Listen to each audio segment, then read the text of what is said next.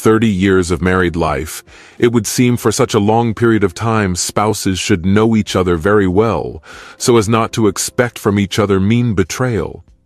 But sometimes, something happens that you don't expect at all.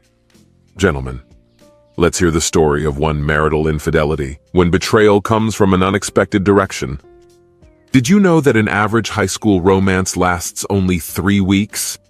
Katie, Thomas, and Greg Hollander proved that this is not the case after living together for an impressive 40 years. Their love story began when Katie was a freshman and Greg was a sophomore, and since then they have always been close to each other. Their love was real and lasting, standing the test of time and not losing its magic. Surprisingly, Kat and I have been married for about 30 of those years. I once thought our happiness was genuine. Our marriage was complete, and the birth of our daughter Joan strengthened our bond. In general, I was happy with that time. My name is Thomas Marsh, and Katie has been my faithful wife for almost 30 years. As already mentioned, Kat and Greg were high school sweethearts, and with him she lost her innocence. Many school relationships are short-lived, but for Greg and Katie, their breakup was more of a temporary one.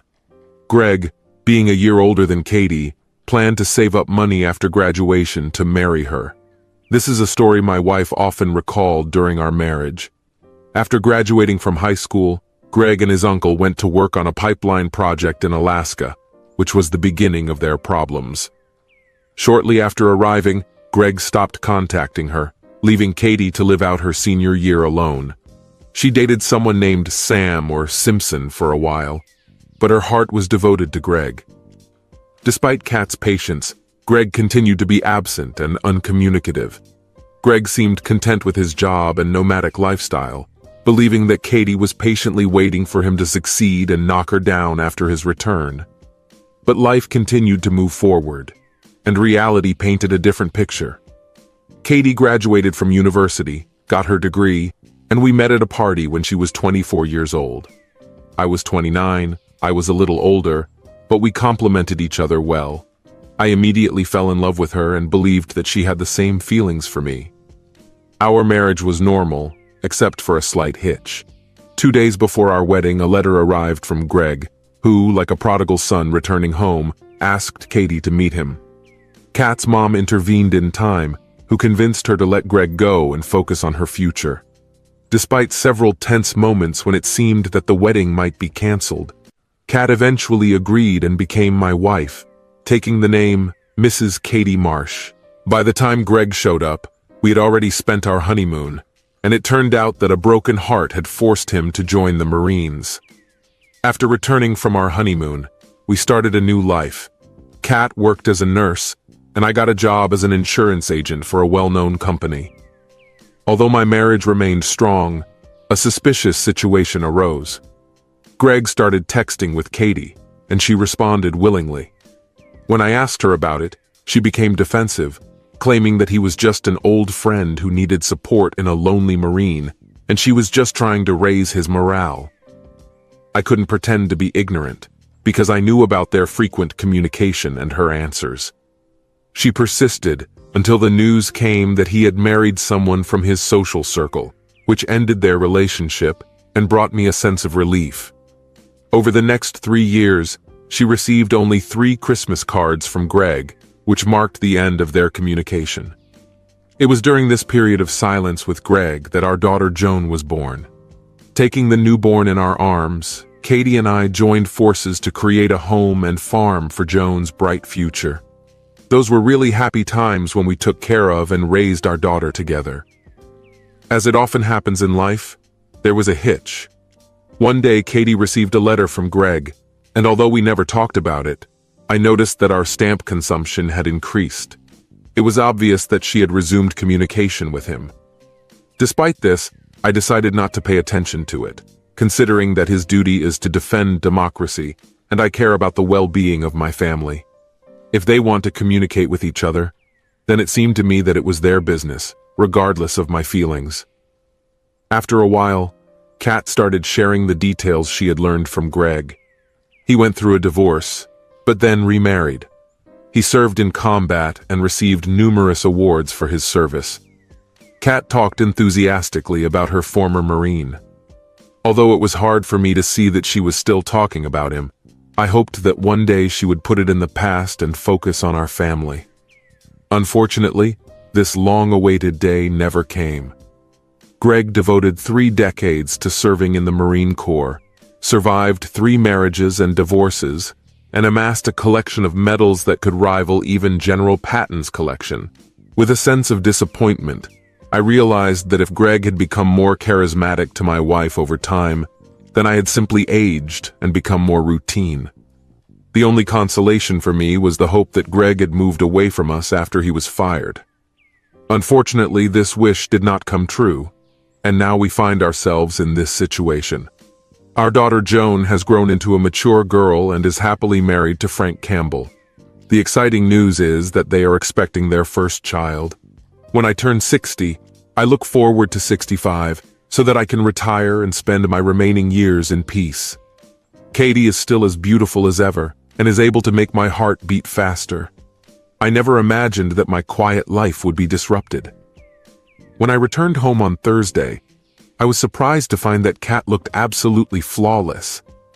She excitedly informed me about the dinner order for 7 o'clock, which at first puzzled me. I went over everything in my head that I could forget, but soon realized that there was no reason for a fancy dinner. Intrigued, I decided to agree and quickly changed in our bedroom, trying my best to match Kat's sophistication.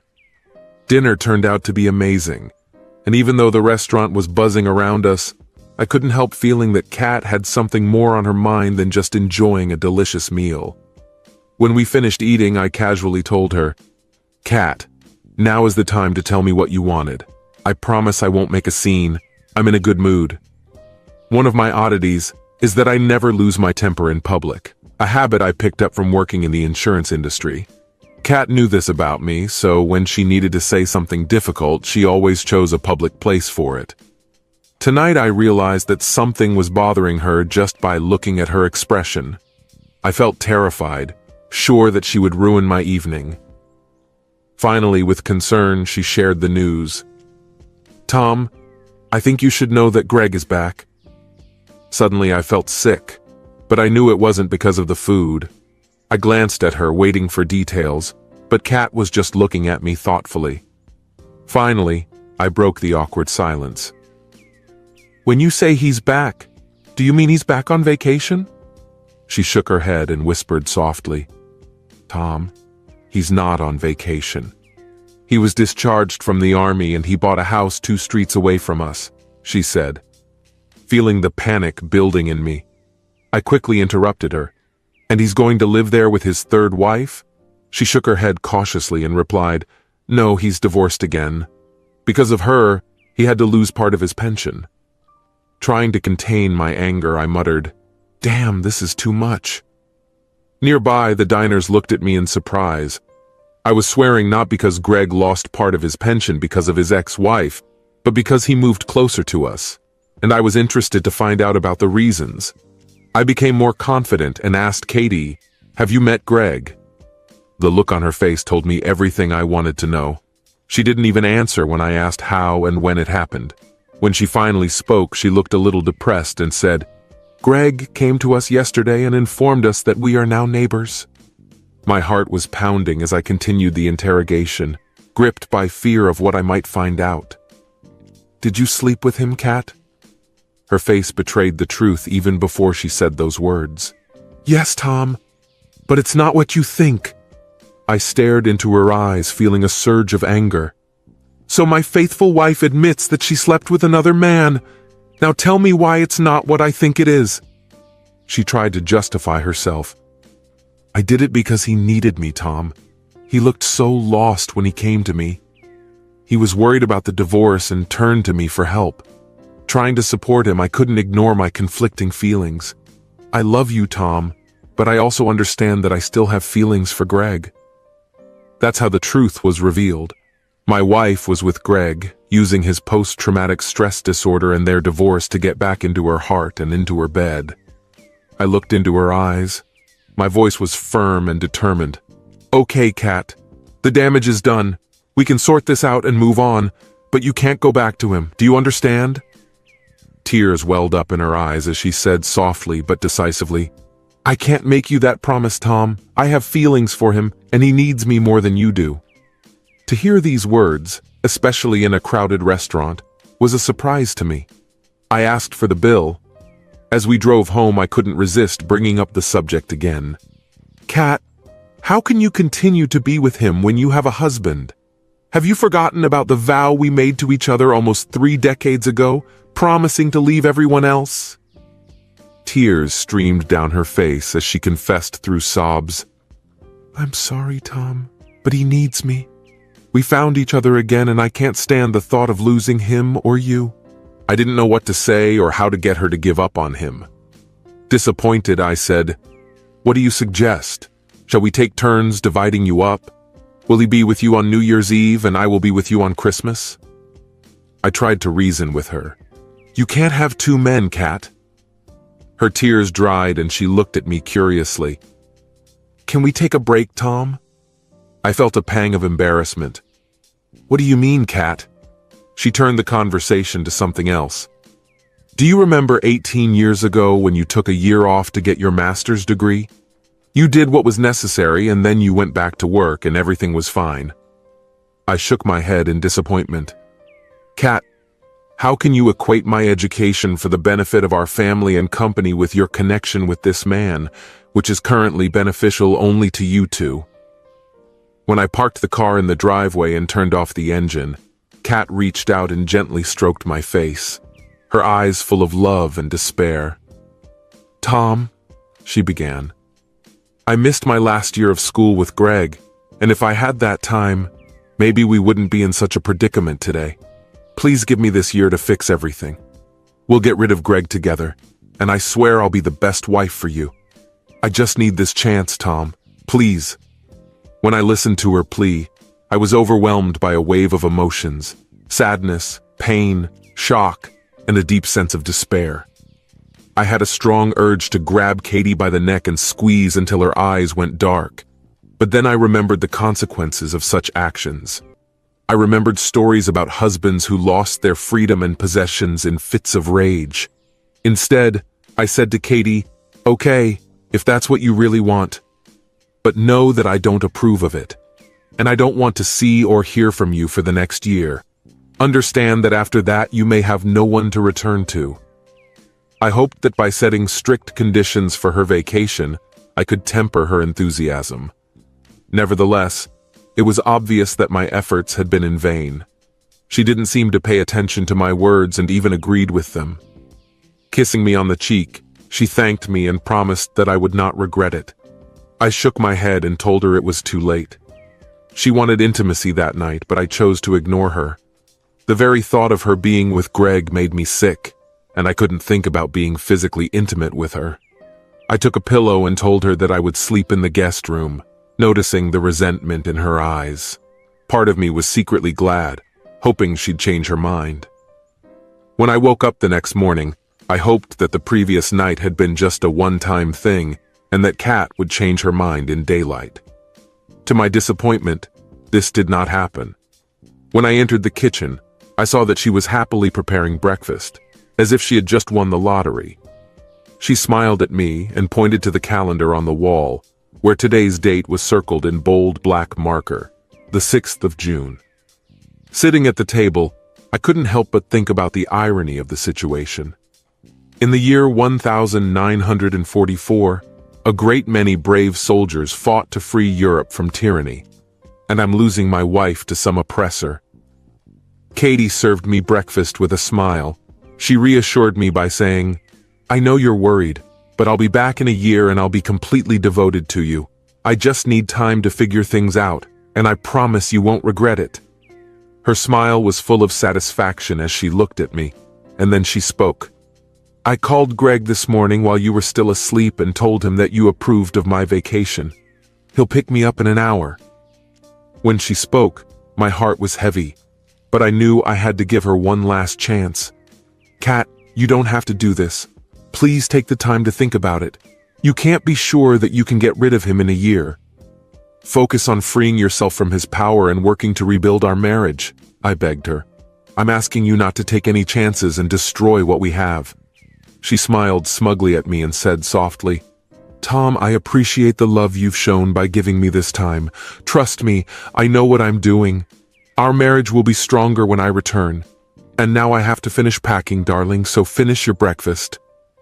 With that, she left the kitchen, signaling her departure from our marriage. Forcing myself to eat the unappetizing food, I went to get dressed. When I entered our bedroom, I saw Kat's 3 suitcases full of her things. She looked at me with a smile and said, "I think I have everything I need. Could you take these suitcases out on the porch?"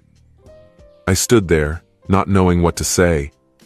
In the end, I shook my head and said, "No." Her smile faded, and she looked at me in surprise. I continued, "If you're going to end our 30-year marriage, then you and that idiot can carry your suitcases together." Kat was on the verge of tears when she whispered, "He's not an idiot. Greg is a wonderful man and a hero who bravely served our country. He has achieved more than you have." I looked away, quietly admitting, "Yes, he deserved medals, while I worked tirelessly 5 days a week to support you and our daughter. Maybe you're right." Katie carried her luggage to the exit, giving me disapproving looks as she took each bag. Soon a car pulled up to our house, and a man, who, as I understood, was Greg, began unloading her things from the porch. After telling him she was coming, Katie came back to say goodbye to me. We stood opposite each other in awkward silence, and I spoke first. "If you're really going to carry out this ridiculous idea, remember the contract. I don't want any contact for a year." I saw that she was beginning to understand the situation when she said softly, "I understand, Tom, but everything will fall into place. Just wait and see. You promised to give me this year." She paused, waiting for my reaction, but I didn't say anything. Eventually, with a puzzled expression on her face, she whispered, "You are very dear to me." She bent down to kiss me, but I dodged, and she touched my cheek. "I can't kiss you knowing that you're going to him." With tears in her eyes, she ran out of the house and threw herself into his arms. I stood at the front door and watched her hug him passionately, feeling a surge of anger inside me. 2 minutes later, the driveway was empty, reflecting the emptiness in my heart as I finally accepted that my wife was now with another man. That morning, I called work and immediately went to the hardware store to buy new locks. By changing the locks in the house and updating the security codes for the alarm system, I somehow took my mind off Katie. But as soon as I did everything, sadness crept up on me again, sweeping over me like a crashing wave. In a desperate attempt to numb the pain, I turned off my home phone and started drinking heavily. But this method of struggle proved ineffective. My struggle with excessive alcohol consumption continued until Sunday morning. I felt completely exhausted physically, spiritually, and mentally. Finally, I decided to go to bed and quickly fell into a deep sleep, but was suddenly awakened by a knock that rang throughout the house. Still sleepy, I fussed around trying to figure out where the noise was coming from, but it turned out to be my daughter Joan knocking on the front door. When I let her in, she was stunned by my disheveled appearance and the strong smell of alcohol in the air. Her first question was, "Dad, what's going on?" Trying to concentrate because of the severe headache, I managed to mumble, "What do you mean?" She looked at me with a confused expression on her face and led me into the kitchen. "You need coffee and food, Dad," she said. "Then you can tell me what's going on." An hour later, after eating and drinking coffee, I told her everything I knew about her mother and Greg. She was in shock. "Dad, let me make sure that I understand correctly. Does Mom want to take a 1-year break from your marriage to be with her ex-high school boyfriend?" I nodded, confirming that she understood everything. Her subsequent questions reflected the same fears that had plagued me since Friday. "What are you going to do, Dad?" Her eyes met mine, and my answer sounded almost automatic. "Tomorrow I will take sick leave and seek legal help." Joanna's expression darkened as she put forward a theory. I can't understand why Mom is acting like this. Maybe she has a mental disorder? I replied with a detached look. I don't even know. She looked at me with a sadness I had never seen before. I do not know what to tell you, Dad, but I urge you to change your mind. Joan stayed a little longer to cook dinner for later.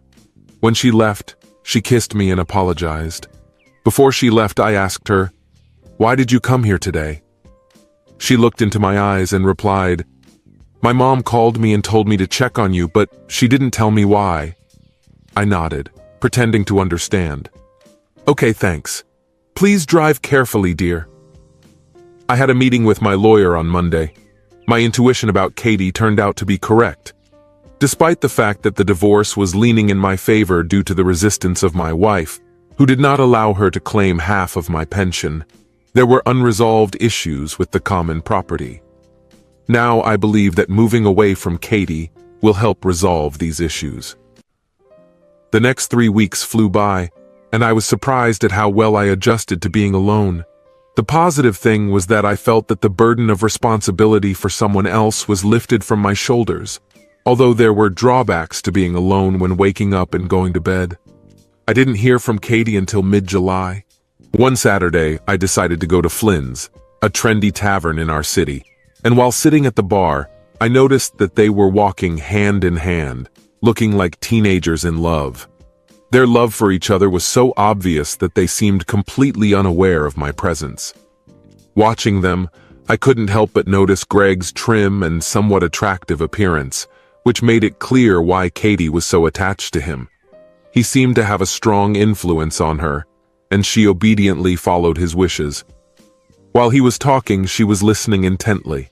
When she saw me at the bar, she smiled shyly, came out of the bathroom, and came up to me. "Hi, Tom. How are you?" "What is it?" she asked hesitantly. Despite the temptation to brush her off, I remained polite and replied, "Oh, it's not worse than it happens, especially when the wife I've lived with for 30 years suddenly leaves for someone else. How can I help you?" My sarcastic comments seemed to puzzle her, but she remained adamant. "Tom, I really need to get into our house. I left some personal items there, but my key didn't work when I tried to enter the house the other day," she explained. I smiled and replied in a friendly way, "Well, Kat, no wonder your key doesn't work in my house because you don't live there anymore." She looked at me with a confused expression on her face before I added, "I think you should go back to your boyfriend before he gets worried." Her eyes filled with tears and she left, and I concentrated on finishing my drink. Suddenly, a rough hand grabbed my shoulder and spun me around to face an enraged Greg. "Hey, you made my woman cry and I don't like it," he growled. I felt that he was about to hit me, and fear gripped me, because I knew that he could easily overpower me before anyone could help. Having plucked up the courage, I decided to act. "You're talking about my wife, not your girlfriend, and since you took her away from me, you have no right to interfere in our relationship. Feel free to hit me if you want, but remember the consequences associated with the police." I could see the gears turning in his head, knowing that Greg wasn't the smartest person, but this only spurred my determination to continue the confrontation with him. "Now you have two options. The first is to hit me and face legal consequences, or the second one, leave this room and think about your stupid actions." My heart was pounding and the voice in my head was screaming at me, but I kept a semblance of courage while Greg weighed his decisions. Fortunately, the manager arrived in time and asked what caused such a commotion. Greg glanced at him and then reluctantly returned to Katie. 5 minutes later, they paid the bill and left. On the way, I was thinking about what personal items Katie needed in the house, and I wanted to find out. I spent 3 hours searching unsuccessfully until I finally found the boxes hidden under her dresser. Underneath them were letters from Greg, meant for Kat. When I looked through them, it became obvious that this relationship with Greg had been going on for many years. One of the letters, written 5 years ago, read, "It's nice to know that you still miss me. When I get back, we'll be together. You'll need to figure out how to get rid of your feeble-minded husband." Looking through them was like reading a trashy novel. Some talked about his intentions towards Kat, while others talked about how they went to school. Kat finally contacted me on September 1st when it was my birthday. When I returned home from work, I was surprised to find a covered dish and a greeting card on the porch. After bringing them into the house, I was touched to see that she had prepared my favorite stew. There was a note inside. "Tom, I know we shouldn't talk, but I couldn't ignore your birthday. I think about us every night, and I believe that by the end of this year I will be with you and he will be gone. Please never stop loving me, and don't leave us." My daughter Joan has been following me since Kat left and called to congratulate me. Then she finally revealed the reason for her call. "Dad, you know that I have to give birth in 3 weeks, right? How could I forget about the birth of my first grandchild?" There was a slight pause, after which she continued. "Dad, Frank and I had dinner with Mom and Greg. Mom really wants to witness the birth of my child and wants Greg to be by her side. I understand that you and Mom agreed not to communicate for a year, but could you make an exception for me at least this time?" I was taken aback to find out that Joan and her husband were having dinner with them, but I didn't want to spoil the special moment of her firstborn's birth. "Okay, Joan, she can come and bring this jerk if necessary," I said reluctantly. Joan quickly intervened. "Dad, please stop calling him names. Greg is a good guy and he brings Mom happiness. I haven't seen her this happy in a long time." I was shocked, but then anger overwhelmed me, and I answered, "First you all had lunch together and now you're defending him? I do not know what his intentions are, but he is gradually driving a wedge between me and my family. Just out of curiosity, when will you start calling him Dad?" She spoke hurriedly, with regret in her voice. "Dad, I'm so sorry. I didn't want to say that. I can only imagine how you feel, and I really apologize." I interrupted her apologies. My tone was cold. "It's okay, don't worry, I need to check something in the oven. Behave yourself." She said she loved me and hung up on me. At that moment, I realized that my life was about to change, and I needed to act. I started by selling off my assets to reduce my net worth, and overcame the fear of returning to society. The following days were filled with tension. I sought legal advice on managing my assets, and purchased self-defense insurance in the form of a stun gun to protect myself from possible conflicts with Greg. While Joan was giving birth, I was at work, and my secretary got a call from her husband, Frank, who excitedly informed me that I was now a grandfather. I congratulated him and hurried to the hospital. When I arrived, I found Joan's room and immediately went there. When I got to the door, I heard her talking to Katie. "Mom, what you and Dad are doing seems pointless. Do you really want to lose him because of Greg?" Katie calmed her down. "Don't worry, Joan. His love for me is so strong that he can't even imagine leaving. The bond I share with Greg is truly amazing. It's hard to put into words, but every day with him is like school again, only better when we can be together physically. He treats me like a princess. I've never felt so incredibly close in my life. I will miss him very much when I have to go back to your father." Joan sounded contemptuous. "Mom, I don't want to hear about your intimate life with Greg. I know he's a wonderful person and you're perfect for each other. I want my child to have grandparents who are happy together, not separated or constantly fighting. Mom, please, you need to make peace with Dad before it's too late. He may not be as interesting and charming as Greg, but he will always be there for you. Greg may seem like a great find right now, but relationships can change over time. Dad is a reliable and constant person in your life. He won't leave you idle while you do your part. If you have to, swallow your pride and beg him to take you back." Joan continued, pleading with her mother. "Mom, please don't wait too long, otherwise you might lose him." Kat's response once again demonstrated her misplaced confidence. "You don't have to worry about your father and me. When I'm done with Greg, he'll welcome me back with open arms." Joan chuckled skeptically. "I know you think you understand your father, but I've seen him and talked to him. He's changing, and not for the better. He seems bitter and more distant since you left him. Are you really ready to jeopardize your strong 30-year marriage for the sake of a high school sweetheart?" Tired of this conversation, I took the opportunity to enter the room and put on a fake smile. "Hello, dear mother. Congratulations on your son. You must be overjoyed." I went over and hugged Joan, deliberately ignoring Katie. Maybe it was immature, but at that moment it was so much easier for me. Katie looked at me, but Joan looked delighted and asked, "Have you seen him yet, Dad?" I shook my head. "No, honey, I just came to check on you." Unable to stand it, Katie finally spoke in a not-too-pleasant manner. "Hi, Tom, how are you?" she said sharply. I glanced at her briefly, and then turned my attention to Joan, asking about the birth and the name of the baby. Joan's face lit up, and she happily announced, "Frank and I have decided to name our baby Thomas after you, Dad."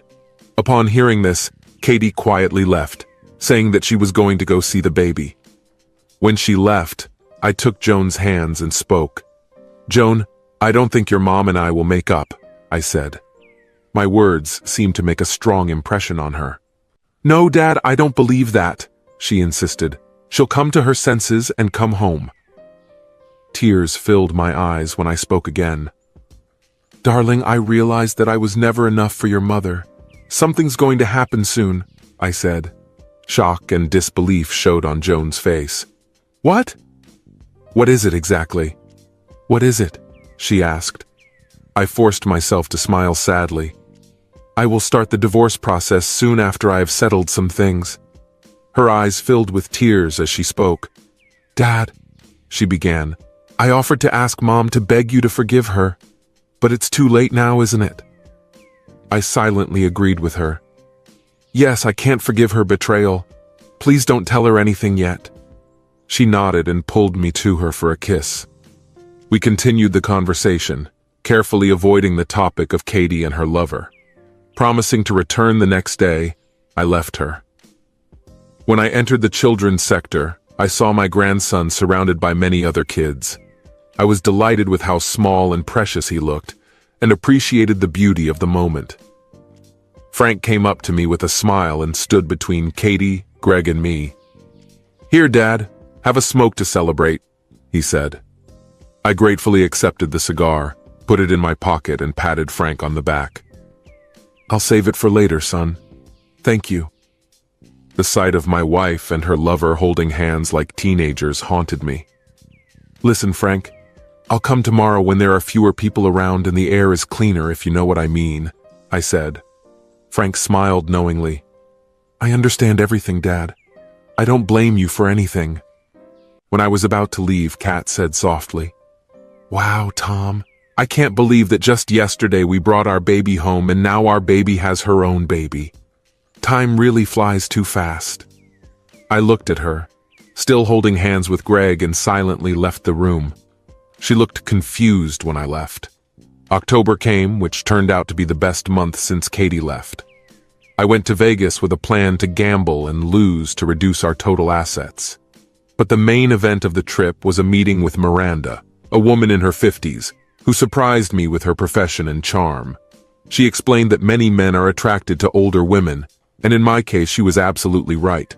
Although Miranda was expensive, she brought a new vitality to my life that I hadn't felt in years. In her presence, for the first time since Katie left, I felt like I didn't miss her. Miranda coped with her duties perfectly both in and out of bed, showing genuine curiosity about me, my future ex-wife, and her new partner. By the end of the evening, Miranda seemed to know me as well as I knew her. Touched by my story, she gently touched my face before saying goodbye. "Tom, even though we've only met recently, I feel the need to tell you something.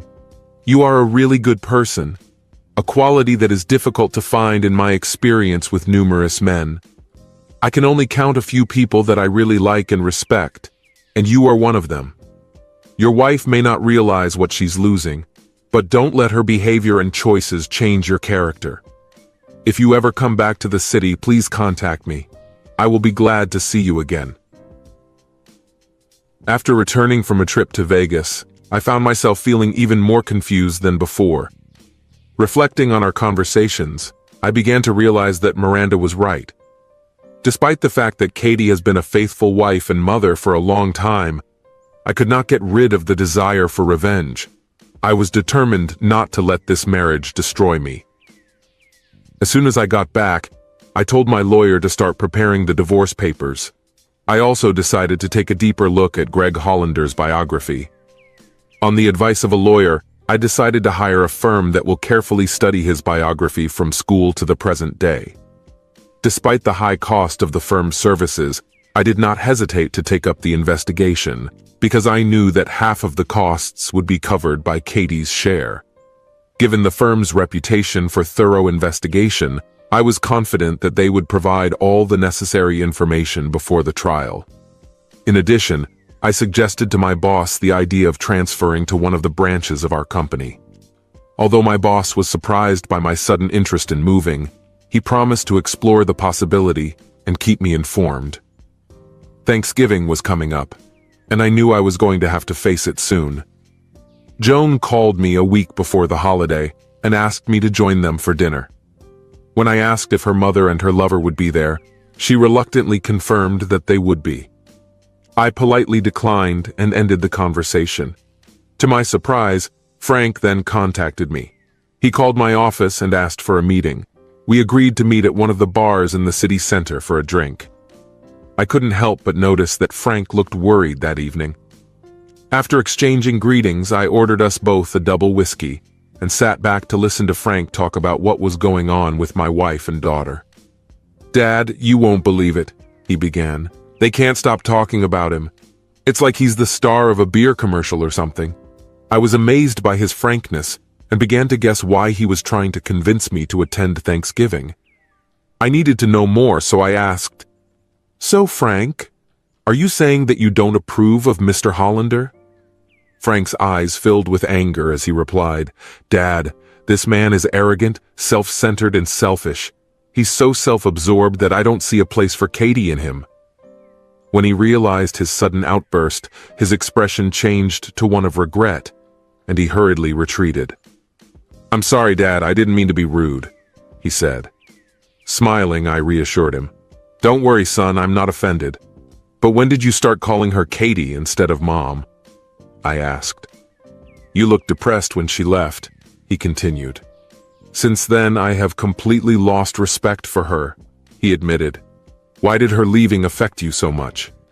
His face turned red with anger again. "I'm sure you've all noticed that I never talked about my parents while I was with Joan, and I really appreciate that none of you asked about them. The truth is that my mother cheated on my father, which led to their breakup. My father never recovered and became addicted to alcohol, and my mother tragically died in a car accident with her lover. I have a deep hatred for cheaters, and now that Katie has become one of them, I can no longer be around her. I'm trying to control myself for Joan's sake, but I'm very worried." Before this conversation, I had never heard of Frank's parents and sympathized with his trouble, but at the same time I was interested to know about his concern. "Frank, you look worried. What's bothering you?" I asked. He took a sip from his glass, ordered another, and then turned to face me. "It may upset you, but you asked for it. The idea of both mother and daughter weighs on me. If Katie is cheating on you and bragging about it in front of my wife, then how soon will Joan follow her example?" His words made me raise my eyebrows in surprise. "I understand your point of view," I replied, joining him and thoughtfully sipping my drink while I considered my next steps. "Frank, don't despair. I have a few tricks up my sleeve, and I believe that things will change for the better in the coming year. And between you and me, I have plans to make this Christmas special for you and Joan, but not so special for the others, if you know what I mean." A smile appeared on Frank's face for the first time since we sat down at the table, and for the next 15 minutes, he tried unsuccessfully to get information out of me. When our meeting came to an end, I smiled at Frank. "Are you missing anything?" I asked. Frank looked confused. "What, Dad?" I put my hand on his shoulder. "Shouldn't you convince me to act like a man and beg me to come over for Thanksgiving?" Frank's smile widened. "Oops. Okay, are you coming to Thanksgiving, Dad?" I shook my head. "No, but I thank you for the invitation." Joan called me twice more before Thanksgiving, begging me to come, but I refused. "Listen, Joan, when your mother decided to leave me in June, I told her that we would not communicate for a year, She was the one who wanted to end our marriage. I've already broken that rule once to attend Thomas's birth, but I'm not having dinner with them. Do you understand? Thanksgiving came. I was eating frozen dinner, feeling lonely and melancholic. But still, it's better than watching Katie and Greg exchange glances. December came, bringing with it the approaching family holiday, which I dreaded terribly, but knew that it would be the last one I would have to go through. December was full of surprises. First, the company offered me a position in Spokane, Washington, starting in January, and I gladly accepted. Secondly, the private investigator's report on Mr. Hollander turned out to be very instructive. It said he had a history of infidelity and 3 ex-wives divorced him because of infidelity. In addition, he had children with other women for whom he paid alimony. In addition, during the divorce, his last wife received half of his pension, and he was demoted in his last year of service in the Corps. His financial and moral reputation looked dubious, if not depressing. The good news was that Katie would receive the divorce papers on the first working day after Christmas. This news filled me with a festive mood. I called Joan to discuss plans for Christmas, and she asked me to arrange a real family meeting again. When I asked about Greg's arrival, Joan got angry. "Dad, you have to accept this. He's a member of our family now, whether you approve of him or not." I interrupted her abruptly. "You're right, I don't approve. But for the sake of the child, I will be present." Joan looked genuinely happy when she said, "Thank you, Dad. It will bring joy to everyone." I had my doubts about that, but I didn't want to spoil the mood. 2 days later, when I returned home from work, the phone rang and I answered, "Hello?" The phone line fell into an awkward silence before a voice broke through. "Tom, it's me, Kat." "What happened?" Kat's voice sounded hesitant. "No, I'm fine, Tom. But I just wanted to thank you for agreeing to come over for Christmas. Now I understand how much I offended you. In 30 years, we have never been separated for the holidays. I was so unhappy on Thanksgiving without you, and lately, I've been thinking about us a lot." I interrupted her journey through the paths of memory. "Katie, I appreciate your thoughts about our relationship, but I want to remind you that I asked you not to talk to me after our breakup. I made an exception for Christmas, so I think it's better to end this conversation now. Goodbye." After I hung up the phone, I was overwhelmed by a wave of guilt. In the 30 years of our marriage, I had never spoken to her so harshly. But no matter how guilty I felt for my words, it paled in comparison to the pain of the day she left me. The month dragged on slowly, and I had plenty of time for Christmas shopping. I made sure to buy gifts for everyone, packed up for my new job, and rented a car for a trip across the country. When I arrived at the new office, I talked to a helpful woman who picked up several furnished apartments for me next to the office. She even offered to personally show them to me when I arrive in Spokane. Everything was going as well as possible. On Christmas Day in December, when I arrived at Joan and Frank's, I found that Katie and her partner were already here. After hugging me warmly and commenting on the surprise, Joan returned to cooking dinner. I couldn't help but smile, knowing that the real surprise was still ahead. Frank greeted me, took my coat, and I asked if I could see my grandson. Frank nodded and said that the child was sleeping in the nursery, but I could still visit him. Quietly entering the nursery, I looked at the sleeping figure in front of me. A surge of emotions overwhelmed me when I realized that my time here was limited and I would not be able to stay for long. I felt a presence behind me. It was Katie, who quietly came and stood next to me. The irony of her absence has weighed on me since June. What a wonderful grandson we have. With a heavy heart, I replied, "Yes, Katie, but who will he consider his grandfather, me or this fool? Or maybe both?" Katie seemed surprised by my question. "Why do you say that?" "You are the only grandfather this child will ever know," she reassured me. "I hope you're right," I said, leaving the room. Frank and I talked for the next few hours, and Joan, Katie, and Greg seemed preoccupied with their own thoughts. I was saddened by how easily my daughter succumbed to Greg's charm.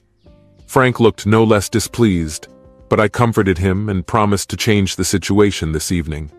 His eyes flashed as he said softly, "I hope so, Dad. I can't stand that idiot around her anymore.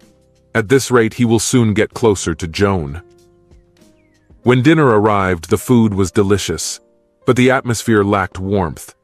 Again, I had no desire to talk to either my wife or her companion, and Frank didn't seem to want to talk either. The only interlocutor was Greg, who told women stories about his heroism. I couldn't help feeling anxious watching Greg admire his small audience. After the meal, Joan brought the baby into the living room, and we all gathered together. Looking at my family, I realized that this could be our last moment together. Joan's excitement was palpable as she eagerly instructed Frank to distribute the gifts. Smiling, she handed thoughtful gifts to her mom, Greg, and me. Katie got a cozy sweater, Greg got a gift card, and I got a tie. When Frank, Joan, and the child unwrapped the gifts from Katie and Greg, Joan was beaming with joy, and Frank looked polite and distant. When all the presents were opened, there was silence in the room, and all attention turned to me and my pile of gifts. Breaking the silence, I said, "At the end of this amazing weekend, I want to give you the gifts you deserve for this holiday."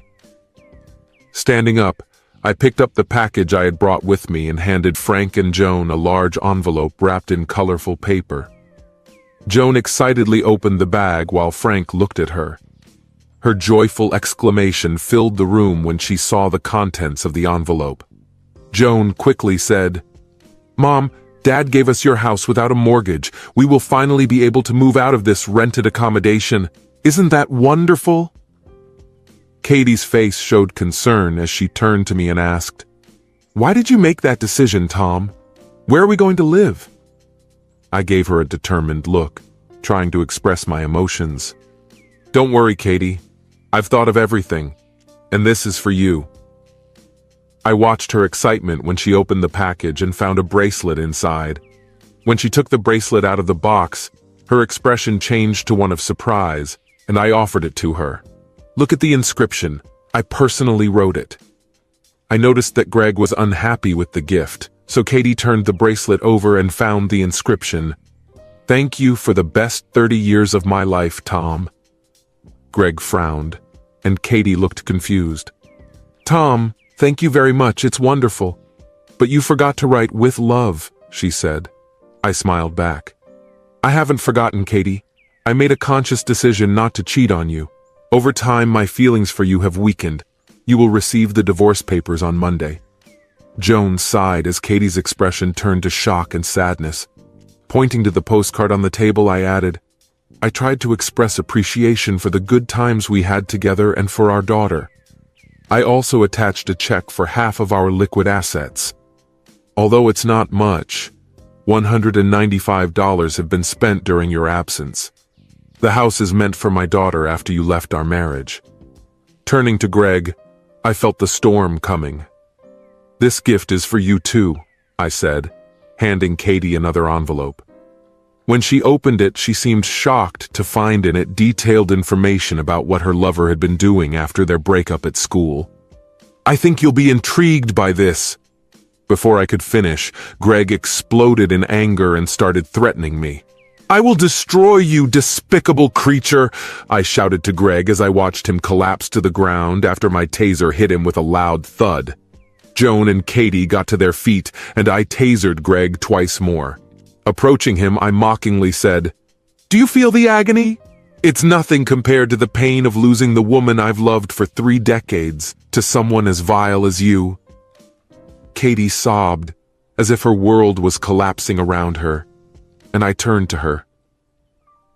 "I may not be as exciting as your sergeant, but I will not forget your betrayal," I said, striking another blow and enjoying his convulsions. I turned to Katie, plucking up more courage than my broken heart could handle. "Since you seem to like this situation, I have a special gift for you, Katie. Freedom. Now you can live in luxury during the day and have fun at night. It's decent for a traitor like you, don't you think?" Katie tried to speak, but she managed to whisper, "No, this shouldn't have happened. I was supposed to come back to you in June, Tom. I love you."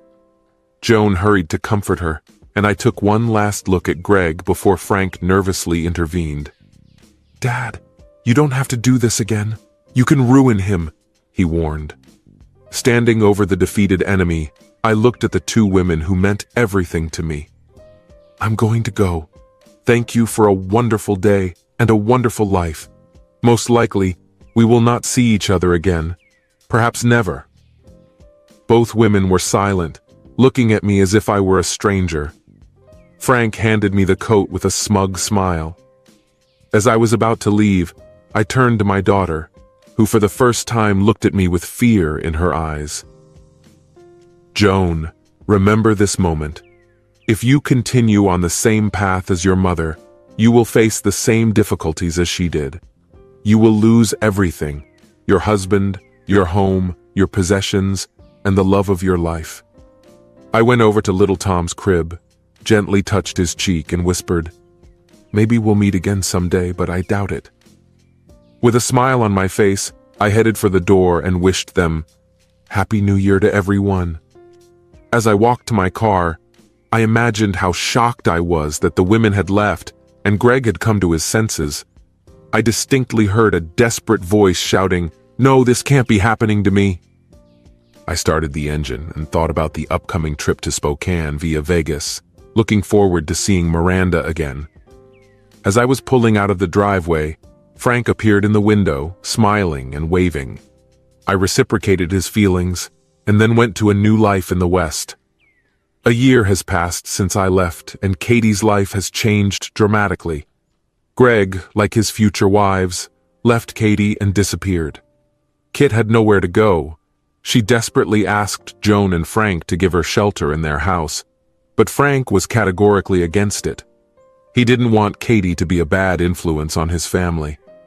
He noticed how often Katie changed men during this year.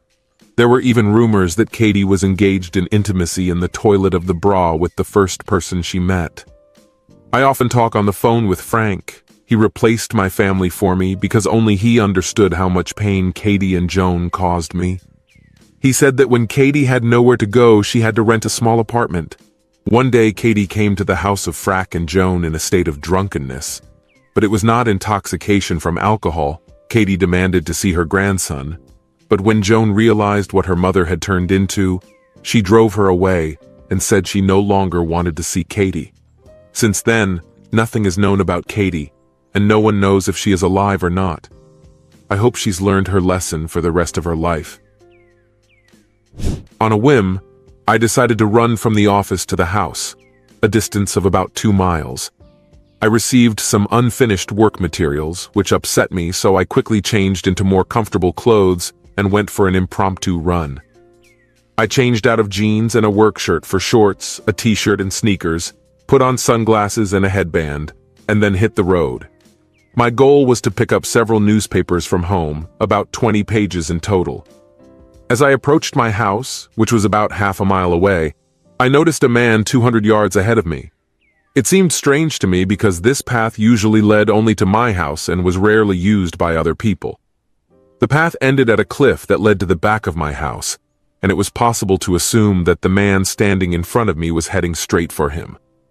Quickening my pace, I rounded the corner and saw a man standing at the back door to my patio.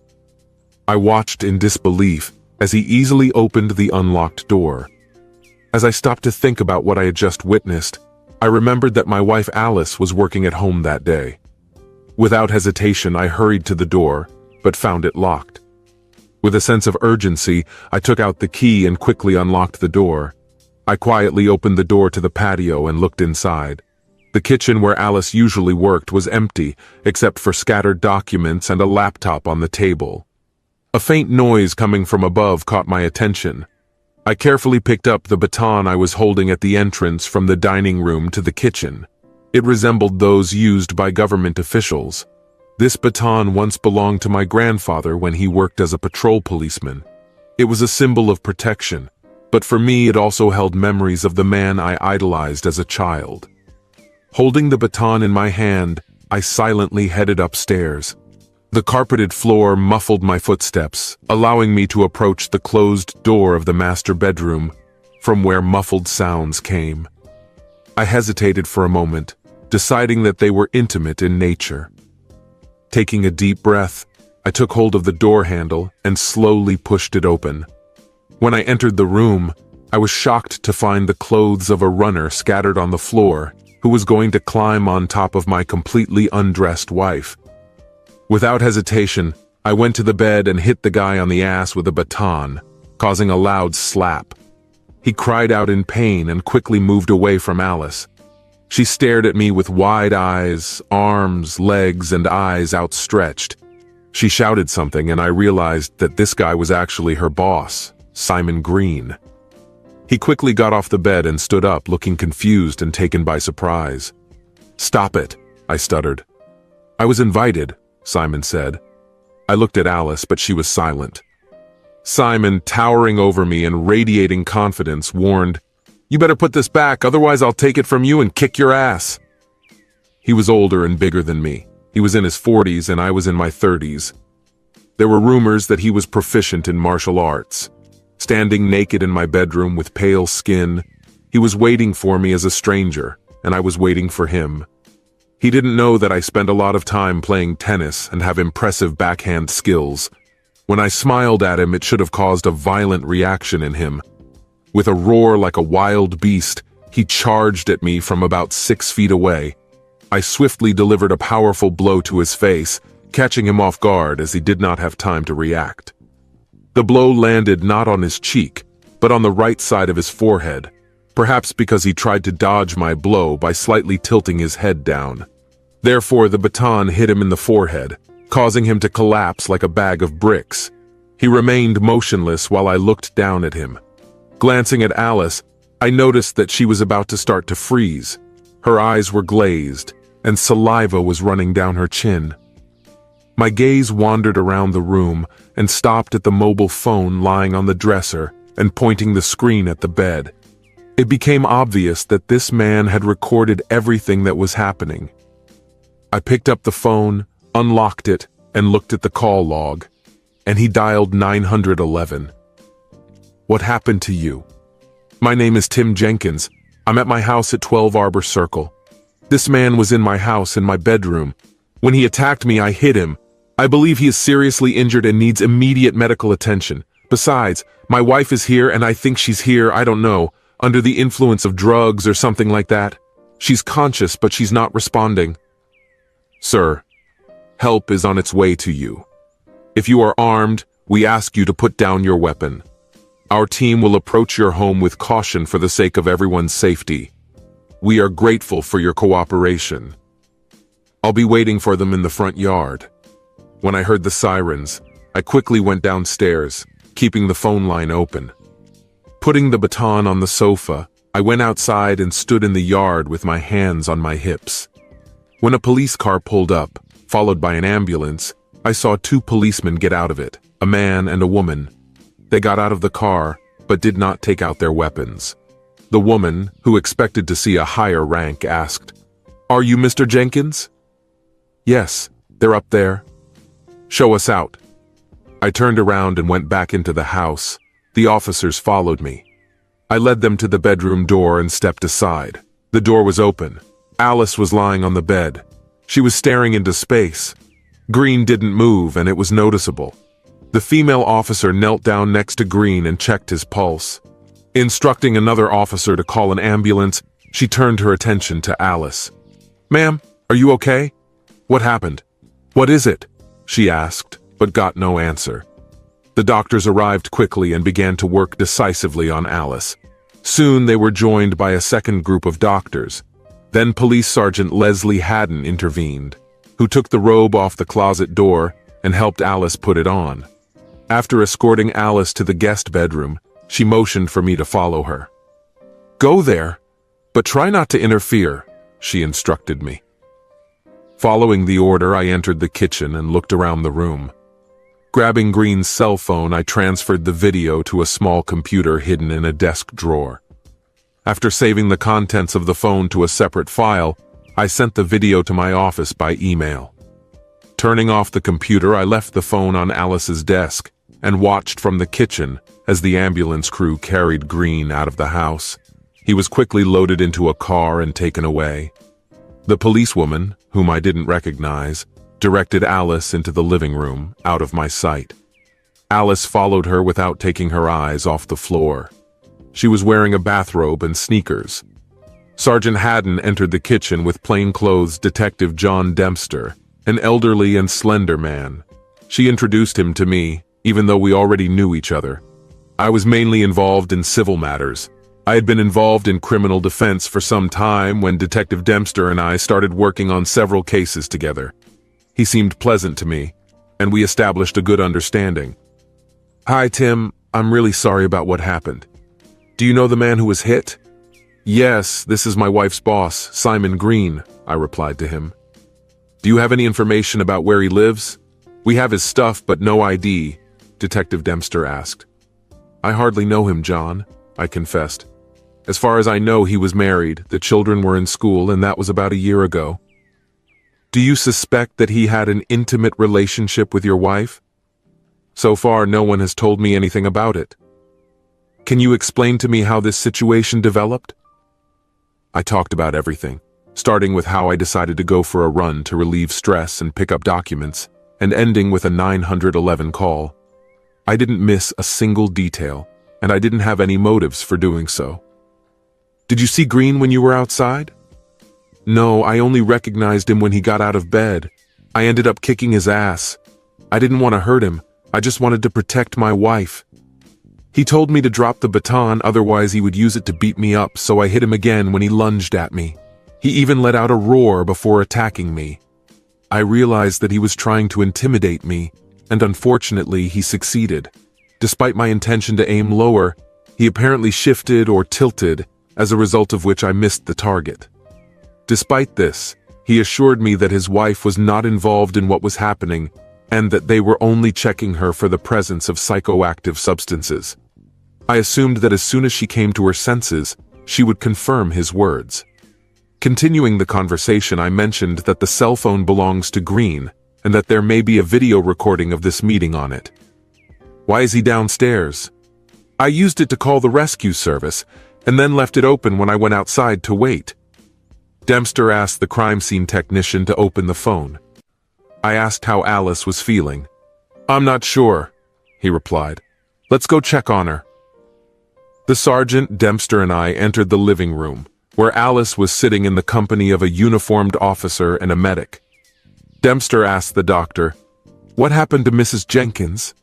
The doctor explained, "We're taking her to the county hospital as a precaution because she seems to be in shock." Alice's vital signs were stable. When I looked at her, she met my gaze, and a tear flowed from her right eye. "I'm so sorry, Timmy," she whispered, before slipping back into unconsciousness. I called her, but she didn't answer. Soon she was taken away by ambulance. I quickly changed into fresh clothes and followed her into our car. The police were at the house, but I was told that they would cordon it off before leaving. I contacted Alice's parents, who lived in another state about 2 hours away, and briefly explained the situation to them.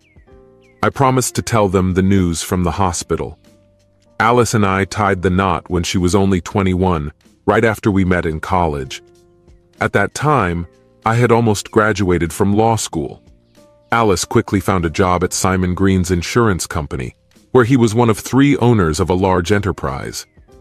Gradually, she moved up the career ladder, working her way up from a clerk to an administrative assistant. She was hired by Green's department, which dealt with housing and cars. I accompanied her to corporate events and never suspected that there was anything between them. It was the first time I was introduced to the Green family. She has been working for the company for more than 6 years. Until today, I thought our marriage was solid. I had no reason to believe that the relationship I witnessed was not consensual, unless he somehow manipulated her or drugged her.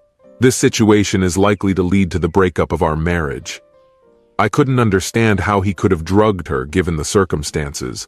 I assumed she was waiting for him, probably naked, and left the back door open. I was wondering how often this had happened before. I adored Alice. She was beautiful, happy and caring. Our intimacy was complete. Even when I was busy, we found time for each other, especially on weekends. Since I practically stopped conducting criminal trials, my work has become more routine. I couldn't understand what I was witnessing. Green turned out to be a big man, but on closer inspection, it could be assumed that its size would not have a significant impact on the situation. However, I only glanced at him briefly. Later, Simon Green's wife appeared in the hospital waiting room.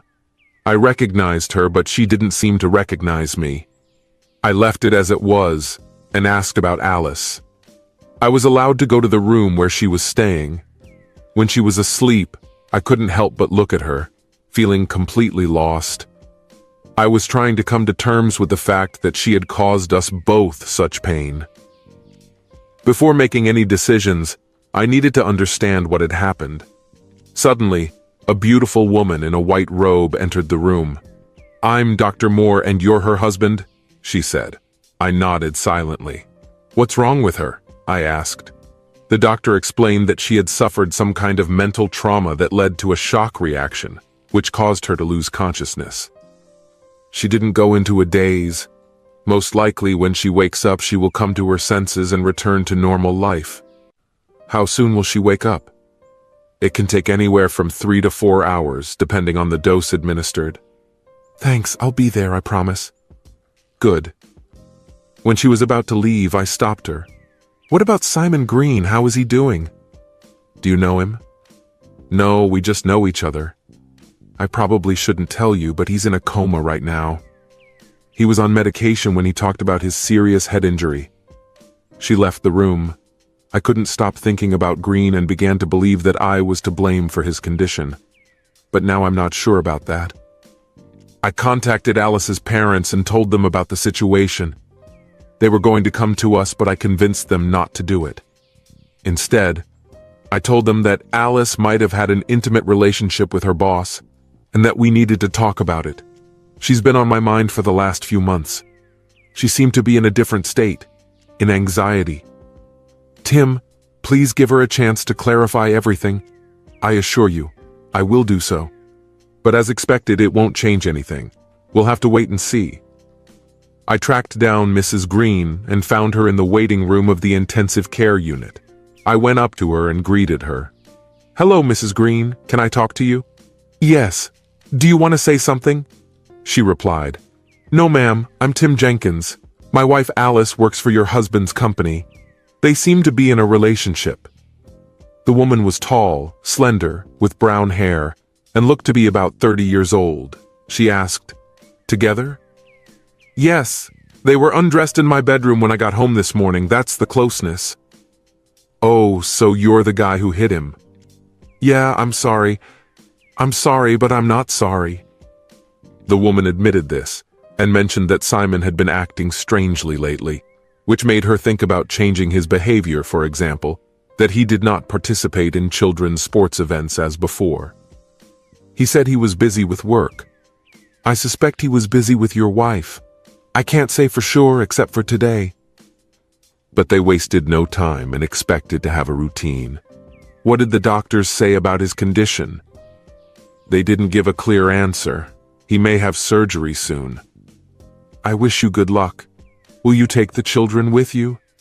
They're with my parents. They know he's in the hospital. I went outside to get some fresh air and clear my head a little. I decided not to make any decisions until I hear from Alice. I stood there for an hour and returned to the room. Alice was in the same waiting room behind the curtain. I went into her. She stirred, but she was still asleep. I sat down in an armchair and dozed off. I woke up when she started to sniff pitifully. Oh, she muttered, opening her eyes. She looked at me and closed them again, letting out a soft moan. I rushed to get help and found Dr. Moore in the infirmary. I motioned for her to come quickly. She seems to be coming to, but I'm not sure I should be here when she wakes up, I explained. When Dr. Moore came over, she saw me and fainted again. Please wait here, Dr. Moore ordered as he entered the room. I strained to hear their conversation, but I couldn't see what was going on inside. "How are you feeling, Alice?" Dr. Moore's voice asked. Alice replied in a weak voice, "I'm really sorry, really, God." She was urged to fully wake up and accept the situation in order to move on. She was given to understand that detachment cannot last long. She was informed that she would be released in the afternoon, possibly within 2 hours. Alice asked about my whereabouts, mentioning that I was there when she first came to her senses. The doctor explained that I left because I thought she would feel better without me. Although he's somewhere nearby. I wonder how long this will last. I totally screwed up. What about Simon? Is he all right? Tim hit him. We don't know if he's going to be okay or not. Most likely he will have to have surgery. Damn it. Well, I told him not to be such an adventurer. It was a bad risk. He lost. I'm sure I am too. Maybe you should talk to Tim. I'm sure I can find him. Maybe it can wait until you get home. I pulled back the curtain and entered the room. Alice, I'll give you a ride home, I offered. I hope we leave soon. Okay, thanks, Alice replied. I'm really sorry, she added. We'll talk, I assured her, and turned to Dr. Moore. When can we leave? I'm going to start filling out the necessary paperwork right now, Dr. Moore replied. She's going to change her clothes now. As Dr. Moore was leaving, Alice spoke up. I want to apologize, Timmy. It's not that important. We'll go home when Dr. Moore gives us a medical form. I left the room while she was changing. She was expected to take it as a rejection. And so it was. I didn't want to see her naked, probably never again. They put her in a wheelchair while I drove the car to the exit. She got up and got into the car. We didn't exchange a single word during the 10-minute drive. Tears were streaming down her face, but she wasn't crying. I unlocked the front door. We entered our once joyful abode without finding any traces of the police or any significant disorder below. Alice settled into a rocking chair in the living room and I went upstairs. When I went up to the top floor, I found a chaotic picture. Our bedroom was a mess, and there was a cutout piece of green carpet on the floor. Having decided to get to the truth, I began further investigation. The bed was taken apart, all the drawers were pulled out, and I was puzzled and alarmed by what had happened in our house. I decided to leave everything in a mess for now, planning to clean up later. The rest of the rooms were in good condition, except for fingerprints and powder in the bathroom. I wasn't particularly excited about talking to Alice. I called her parents to let them know that she had returned home. They were thrilled, but didn't know if they should come. I didn't have an answer for them. I gritted my teeth and headed downstairs. Can I get you anything? Coffee? Water? I asked Alice. She looked at me and just replied, no. I sat down opposite her on the sofa. We were positioned about 6 feet apart from each other. I asked, what's going on, Alice? I thought everything was fine between us. She hesitated before answering. It's complicated, Timmy. I've been working for Simon for many years and have always admired him, but recently he started flirting with me. He made obsessive comments about my appearance and even touched my arm or shoulder. It took me by surprise. Then he invited me to lunch. But didn't you think about all this, about this big change in attitude? And didn't it seem strange to you? Maybe a little? She lowered her eyes. I was flattered, and he's quite attractive. I was curious. It took me a while to admit it. So you knew he was trying to seduce you, and what did you decide? Let's see what happens. She lowered her head into her hands, but then looked up again. And then what? At that moment, I was sure that we had problems, because she was not deceived and was not hooked on drugs. She wanted it herself. We went to dinner. I asked him why he decided to show his feelings now after all this time. He explained that he had always felt me from the very beginning, but had hidden it. Those were his exact words. Alice, why? What is there about me that made you accept this? Timmy, it's okay. He expressed his strong desire for me, claiming that he wanted me more than anyone else. I was ordinary to you, but new and exciting to him. That thought alone turned me on. Why didn't you discuss this with me? How could I admit that I was thinking about infidelity? I never thought about it for the excitement. How many times have you had intimacy, Alice? Not once. Today was supposed to be the first and only time, but then you showed up. I was scared when I saw you. Your expression was cold and indifferent after you beat him up. You looked at me with contempt, but not with anger or hatred. It's like nothing has changed. It was a short moment before you hit him with a baton. I thought the police should have questioned me first when I spoke up. To hell with them! I had no choice but to act. He rushed towards me. I watched it all in one swift and decisive moment. Alice! It's hard to believe that this is the first time I've seen him come in through the back door. The door was unlocked, which allowed me to quickly get inside and go upstairs. There I found you both naked, and he was inches away from making love to you. It was obvious that you were both ready to participate in this. It doesn't seem like this is the first time you've done this kind of thing. No, Tim. Simon and I kissed in his car just 2 days ago. We tried our hand, but I didn't let it go any further. I informed him that he can visit our house as soon as you leave for work. It all seems incredible. If you saw what I saw, what would you believe? You have to believe me, or maybe you don't. I do not know how to make you believe what I am saying. And now I will never be able to trust your words. What should I do? Tim, I care about you. I have no sympathy for Simon. His strength and assertiveness fueled my desire. It was clear that he wanted me, as I wanted him. Alice, I need time to think about our situation. If we act according to our desires now, it will only lead us to divorce. The picture of what I witnessed is etched in my memory. Please know that I love you despite the pain you're going through, she confessed through tears.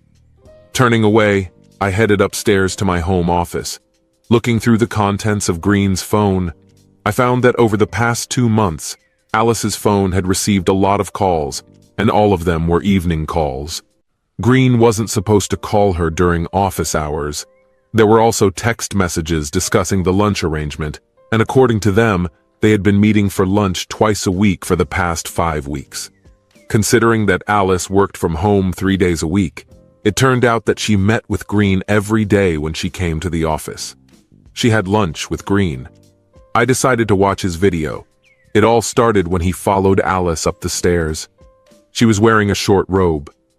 She entered the bedroom and immediately knocked him to the floor. The video was interrupted for a second when he put the phone on the dresser and pointed to the bed. You're beautiful, Alice. That's exactly how I've always imagined you.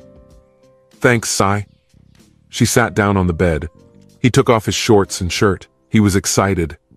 Right now, I only want you, he said decisively. Alice lay on her back and waited impatiently for him. Come on, I'm ready for this, she urged. He jumped on the bed, but before he could do anything, I intervened by opening the door and hitting him. The sound of the impact was pleasant and accompanied by his cries of pain. I continued to watch what was happening until I finally dialed the emergency number. After watching the video, I was skeptical that Alice was telling the truth about this being their first time. She was expected to be looking forward to an intimate moment with Green. Despite her statement that it could only happen once, I doubted it. Considering that he was her boss, it was hard for me to believe that this could be an isolated incident. I left and informed Alice that I needed to get back to work to finish closing the office. By that time, it was already late in the evening, so I quickly ran back. I didn't give a damn about Alice's feelings anymore.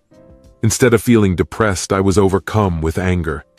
I quit my business and went for a run, and thoughts of divorce were spinning in my head. I studied the laws of our state and found that adultery is a good reason for divorce, although it is rarely mentioned. No one was to blame for this situation.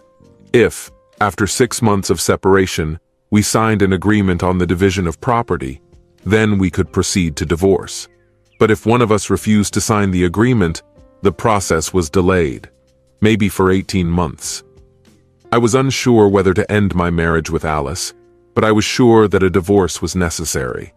I have carefully prepared an agreement in which I set out the terms of separation. We will live separately, share finances, and everyone will take care of themselves. The agreement also stipulated that there would be no intimate relationship between us. The most important thing is that we both promise to comply with these conditions. We should not engage in intimate relationships with other people. This will allow you to let the other person go, which will lead to a quick divorce. I made 3 copies of the contract and left. When I got home, Alice was in the kitchen cooking dinner. There was only a small amount of spaghetti with meat sauce and salad. She was wearing a tracksuit, no makeup, and barefoot. She looked at me timidly when I entered. "It smells delicious," I commented. "Thank you," she replied. "Can I help you with something?" I offered. "No, I'll manage on my own," she said. "But if you want carrots in the salad, we have some." The carrots I sliced were in the fridge, ready to eat.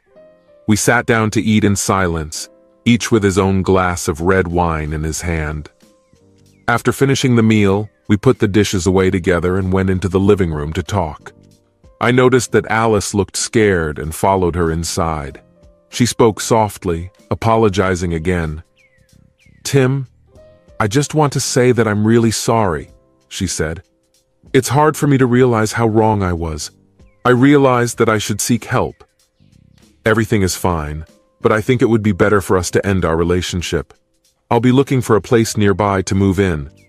You can stay here. I don't want to stay in this house anymore." "Are you sure about this decision? I am overwhelmed with guilt. Maybe we should think about getting a divorce. Maybe it's time for us to go our separate ways. I think it's the right decision, although I'm still not sure about it."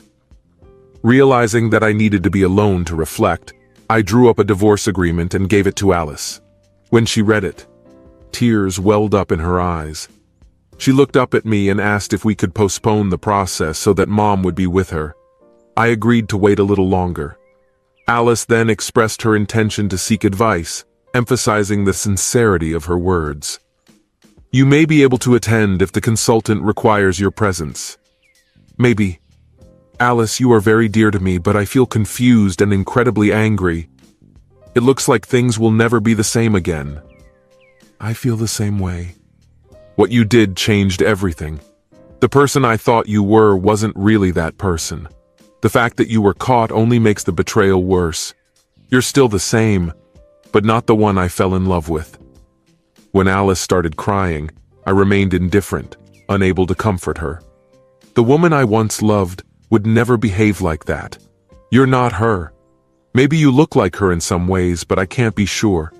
It seems to me that our whole relationship was a lie. The question is, how much?" I went upstairs, packed my things from the master bedroom to last until the next day, and moved into the guest room. The next day was a work day, and I hardly slept. I woke up early, packed my things, and went to work. Around 9 in the morning, I left the house and bought a cupcake. I found myself unexpectedly productive at work.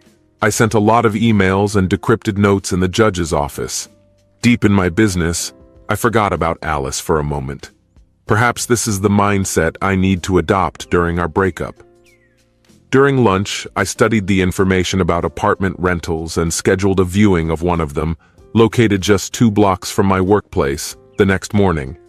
The day passed quickly, and on reflection, I realized that my busy schedule might have been a way to distract myself from the current situation.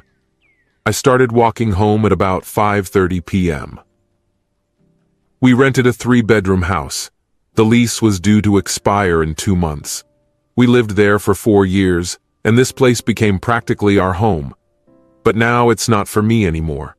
I got off the treadmill and went through the sliding back door, just like the day before. Alice was cooking. There was a stewed fish on the stove. It smelled wonderful. She was a very good cook. I felt good. I greeted her when I entered the house. I looked at her while she was cooking fish stew. I smiled back at her. "Thank you," she said. "I'm going to rearrange it now." While we were enjoying the meal, Alice mentioned that her mom was coming on Saturday.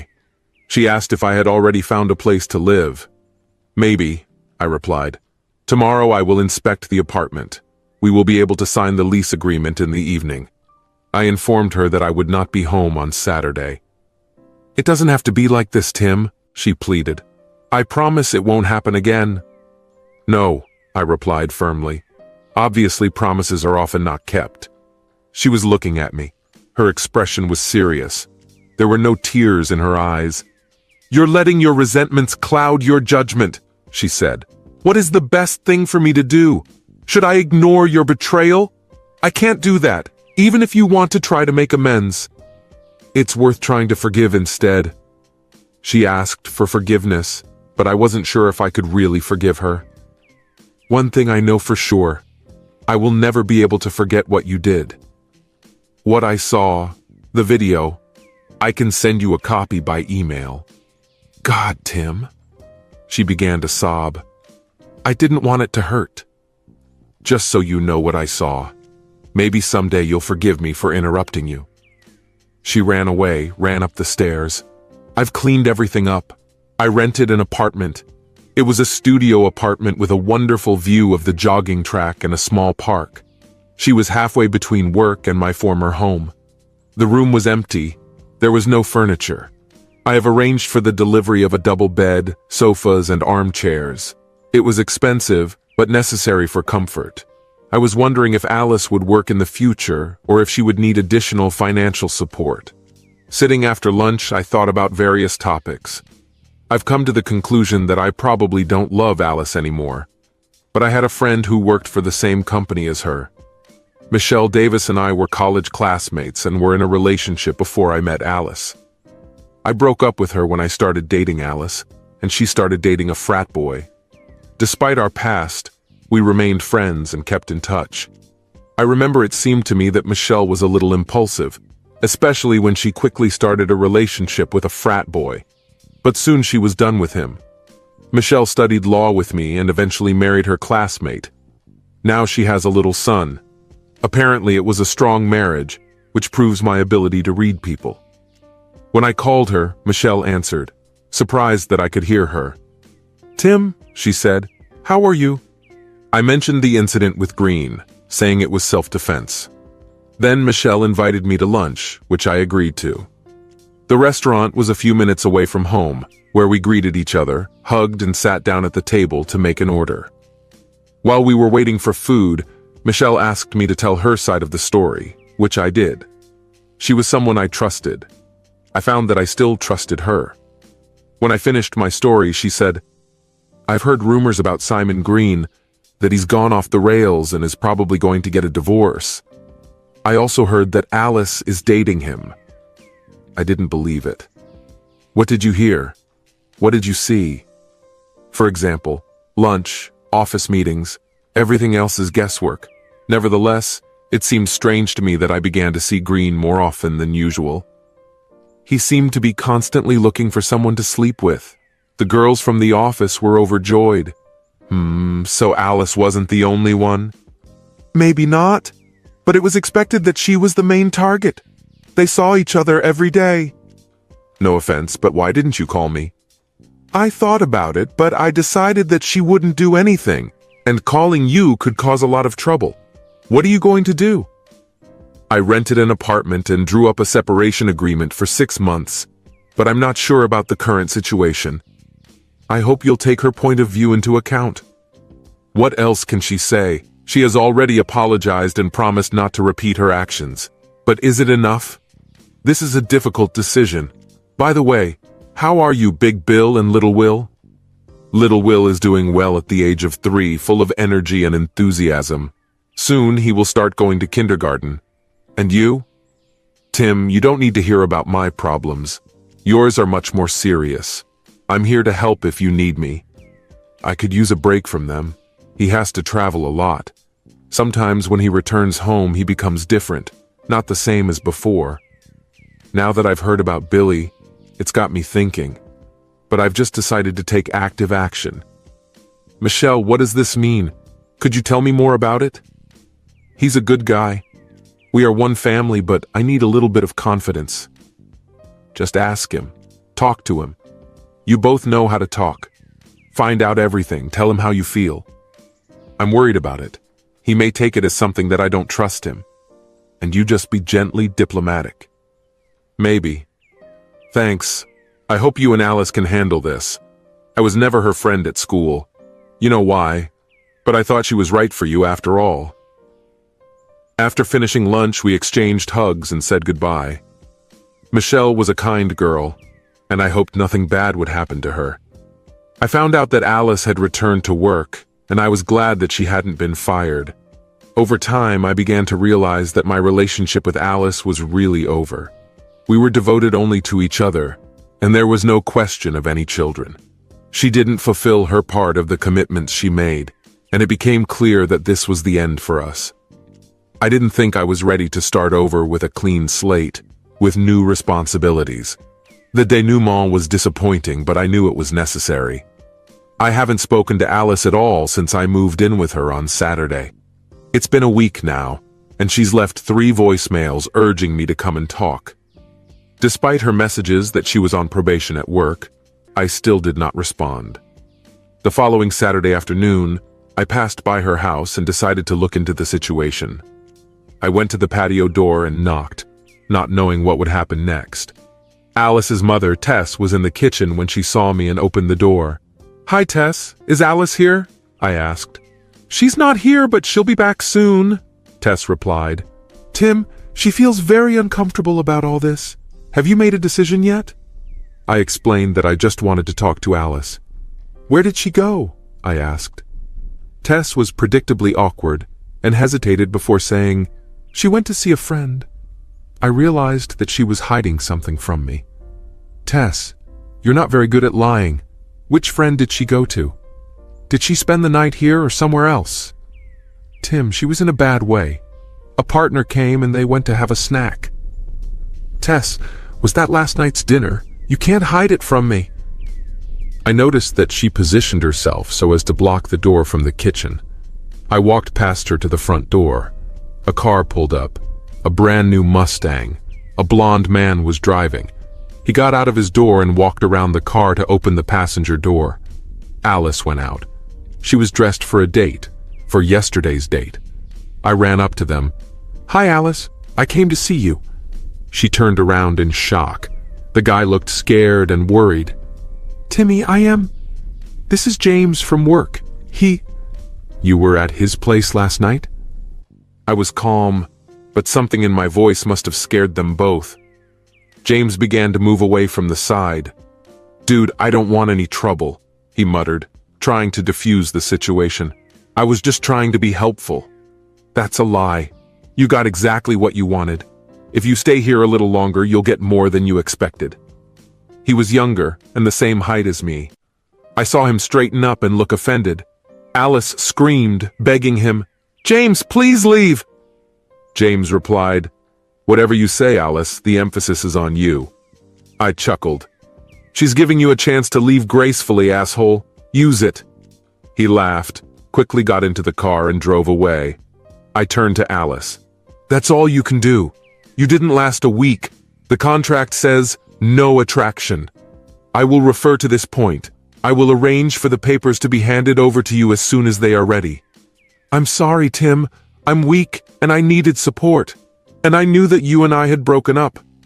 But I love you, even if I don't deserve it." "I think you just need a new kind of love to get the thrill that you missed last week. How loose you've become. We don't need to keep in touch anymore. Hire a lawyer." I went out, walked along the path, and headed home. It was an obvious choice for her, but it took me by surprise. We've been together for a while now, but she's never acted like this before. She was beautiful, and it was no wonder that men paid attention to her. I couldn't understand why she had suddenly succumbed to their advances. When I got to my room, I accepted that she would always be a mystery to me. Maybe I'll turn to her mother for answers. I had a rare opportunity to talk to Tess alone. It's been about a week since my last visit, and I managed to sneak into the house while Alice was probably at work. I knocked on the terrace door, and Tess let me in. "Why are you here, Tim? What's the matter?" "What is it?" she asked. "I wanted to find out what happened between us, and I thought you might know something." We were doing well, and then she suddenly changed. Do you know why? I asked. Maybe, she replied. I think she had self-esteem issues. In high school, Alice didn't attract the attention of many boys. She lacked curves and had a slim figure, while her two friends quickly blossomed and became popular cheerleaders. Alice found herself falling behind in the popularity race, and her friends were moving away from her. But everything changed when she turned 17.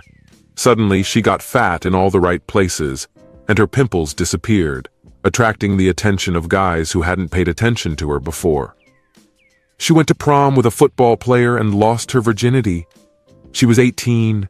She was working that summer, but every night she went on dates with her friends and boyfriends. I was afraid she would get pregnant, but she was taking pills. I was worried about the disease, but as far as I know, this did not happen. I said that when we met in college in our freshman year, she didn't look like a loose girl. She always seemed normal to me, but she had more experience than me. She told me what she likes and what she wants. I liked it, but since we started dating, she has never lost her way. Still, Tess paused and asked me, "Did you talk about children?" "Yes, we were going to have them soon, and now it's all gone." Well, maybe she was afraid that if she got pregnant, men would stop liking her. I think she contacted her boss because he was stalking her and she needed guarantees. That's the best I can guess. What about the guy with the Mustang? A young man with a fancy car for the same reason. He wanted to prove that she was still desirable to him, but deep down she knew that the marriage would not last long, and there would be no children together. Maybe she just felt lonely. "How long will you be here?" I asked. "Not for long," she replied. "I wish you all the best, Tess," I said as I left. The divorce was finalized without any problems, and Alice moved out of our rented apartment. After the trial, she moved to a new apartment closer to her job on the other side of the city, cutting off all contact with me. When it was time to file for divorce, I suddenly bumped into Alice in the hallway. "Invite me to lunch, Tim. I have something to say." "Good."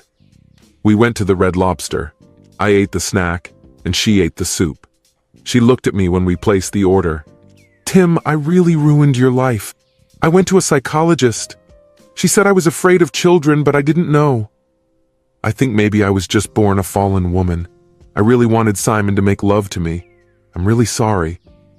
"I'll probably never understand, Alice. He's not that much of a ladies' man." "What happened to him?" "He didn't die, and I didn't hear anything else. He returned to work part-time. He walks with a cane and hardly uses his right hand. And his wife divorced him. Good for her. I think it was cruel. You really ruined his life, Tim.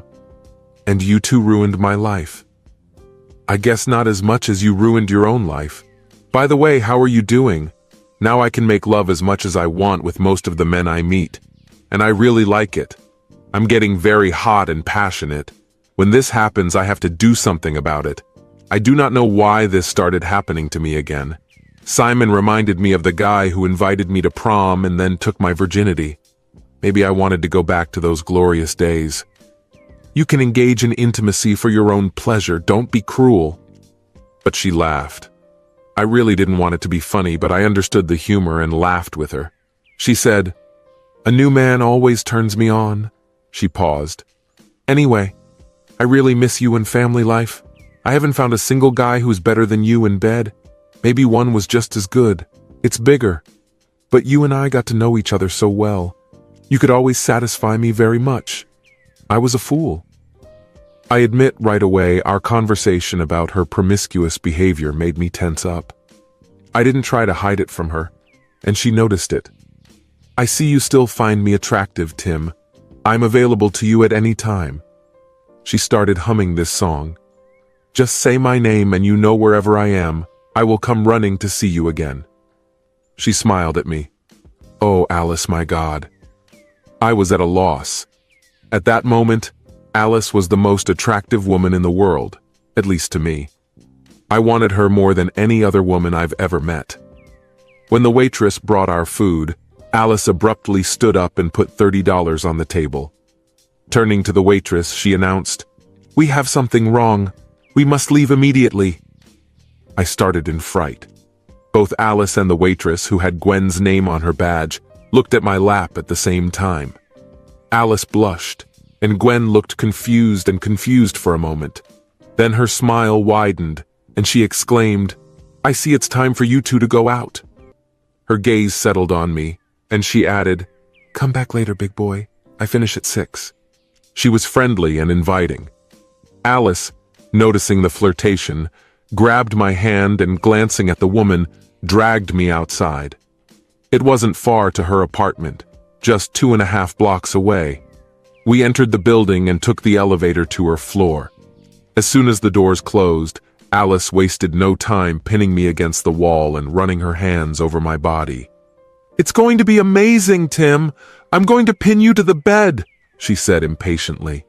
It felt like my heart was pounding wildly as I tried to catch my breath.